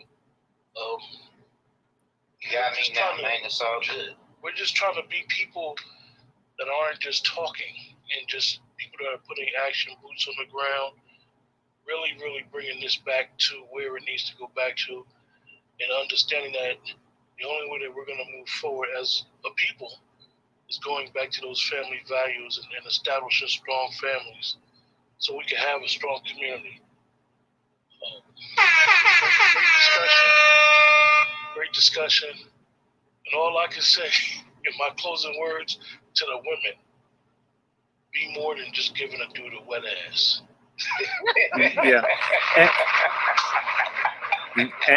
And feminism is evil. Feminism is a betrayal. Feminism, the only good feminist is an ex-feminist. That's a fact. They ain't even good. They ain't even good because they still gonna harbor the feelings. That's right. Hey, Wiz, you know, people always want to know what it is with you, man. Let them know about the business, man. They got to know about the business and how to get a hold of you, man. You see this right here. You understand me? This is your player partner, Mac Twizzle, official as a referee's whistle, man. This is how I get down. I ain't James Brown, so I don't gotta get up, jump down, spit up, and come back around talking about, hey, this is how I get down. I'm up in here, man, because I am 100% with Dr. Short on the patriarch movement that we have, and I am so looking forward to having our convention because this is what we need. I am really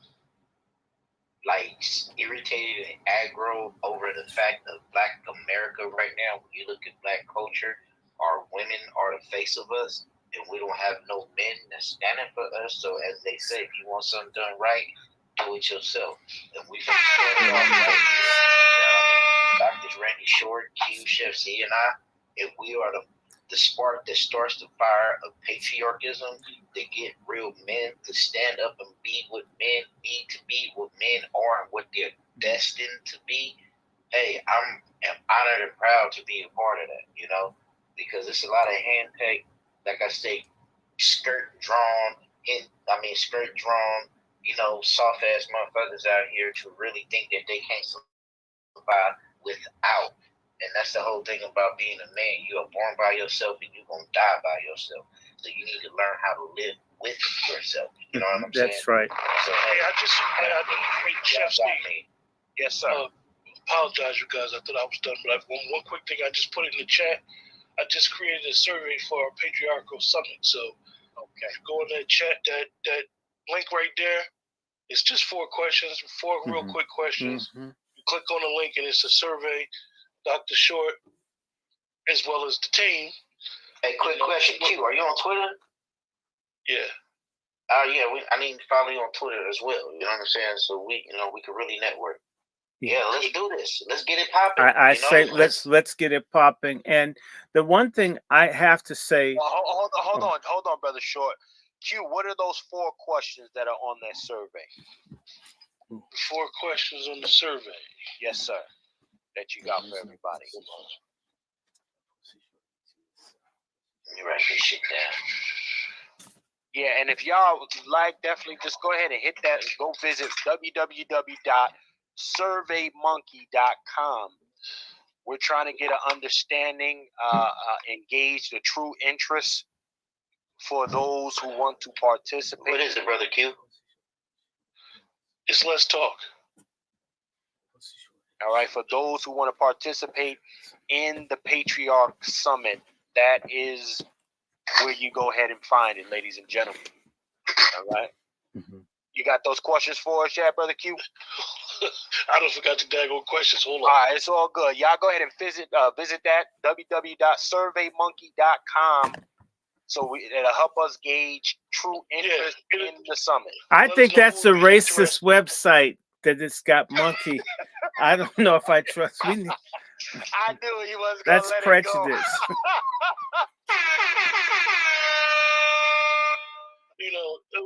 We white right now, so I gotta make these type of references. But appreciate everybody in the chat. Appreciate you guys for inviting me to the show, and hopefully, at least twice a week, we'll have a brother show like this so we can come together. No, this is the beginning. It's called Saturday Sit Downs. We finna do this every Saturday. Yeah. Y'all got me.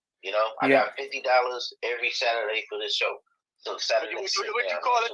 Saturday Sit Down? Saturday Sit Down, man. We doing what men's supposed to do. You notice when the mob, whenever they had to sit down, there's never no screaming, yelling, objection, or none of that. And you guys in the chat, copy that survey, and if you take it yourself, also share it with other like-minded brothers. We may have a couple Wazi sisters there, but we're really just trying to do it with all men's thing. And we have a rule: no feminists are welcome. Yeah. And we're gonna put it up in German. No feminists gonna want to come around. No, it's gonna say 9 feminists. We're gonna put it up like Nazis. No feminists. Lions and tigers and bears in here, they ain't gonna want to come in here. And we'll say it like the Germans will. We'd say feminists, nicht erwünscht here. No feminists wanted here. We don't want. Right, we don't want no feminists. No feminists are welcome out. Feminist Roush. Feminist Roush. We want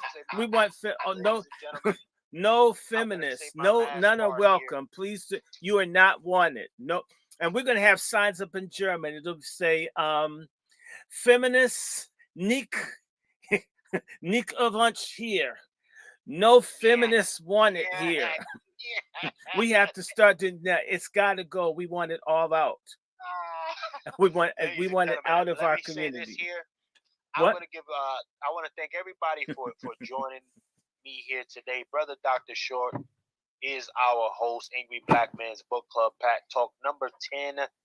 This was the special edition. Of course, you all know that we always do the Thursday broadcast, but we were kind of moved to do this one today.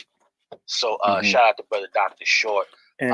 Definitely follow every platform, ladies and gentlemen. Pork chop down, Fannie Willis. That hole is down like the Titanic. Oh my God! The only thing that doesn't go down faster or goes down faster than Fannie Willis is Kamala Harris in a government office. I don't know. I think Nimarata got a beat, and she does it 2 times. Oh yeah, well Nookie. You mean Nookie Haley? So, ladies and gentlemen, definitely go ahead and visit those sites. Definitely make sure you subscribe, like, and share to all of the platforms. We want to thank everybody in the chat that came through the swing with us. And also, definitely don't hesitate to sponsor each of our platforms. You see our cash apps there. Everything counts. Treat us like we're white. Treat us white. We do a little research here. But thank you for tapping in with us on this Saturday. And you know what, brother Dr. Short, take us on out. You got the last word, show, sir. Well, I want you guys to know that the pussy shortage is a myth.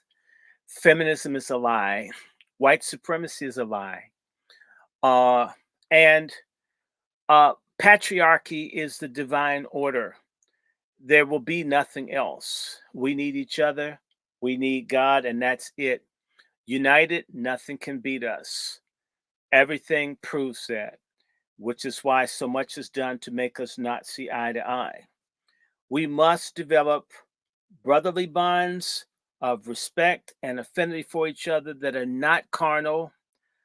A brother's scrotum and everything else shouldn't be something that brings us together. We should also have a love for our sisters that's not transactional. We must develop a compassion and respect for one another and the desire to protect this community from domestic and foreign enemies that would have us divided and erased. Genocide is a choice. Ethnocide is a choice. If we choose against it, then we must start today and wherever we are to find other resistant people and unify and caucus. Patriarch the corner where you are. Reject feminists, reject fagonists, reject the boule, reject anything that isn't for full freedom, reparations, normal families, yes, heteronormative or not, or death, patriarchy or death, freedom or death, reparations or death. We have to stake our lives and our energy on real tangibles that we can establish now that can be passed intergenerationally for those to come. Our failure to do this today could result in the elimination of generations yet born. This is Dr. Randy Short from the Angry Black Men's Book Club signing off. Peace and love, everybody. Definitely, ladies and gentlemen. And remember, in a system of white degeneracy, you stand for nothing, you fall for anything. I'm out.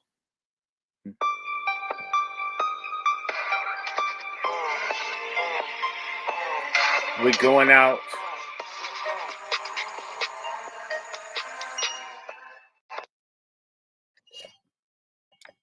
That was a good one, gentlemen. Gentlemen, that was a good one, sir.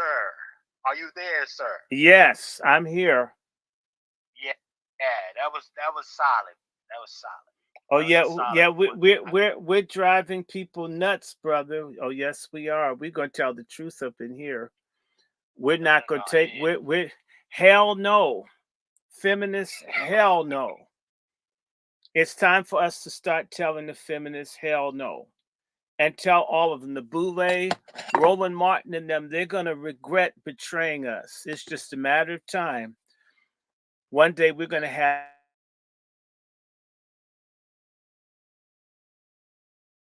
stuff down.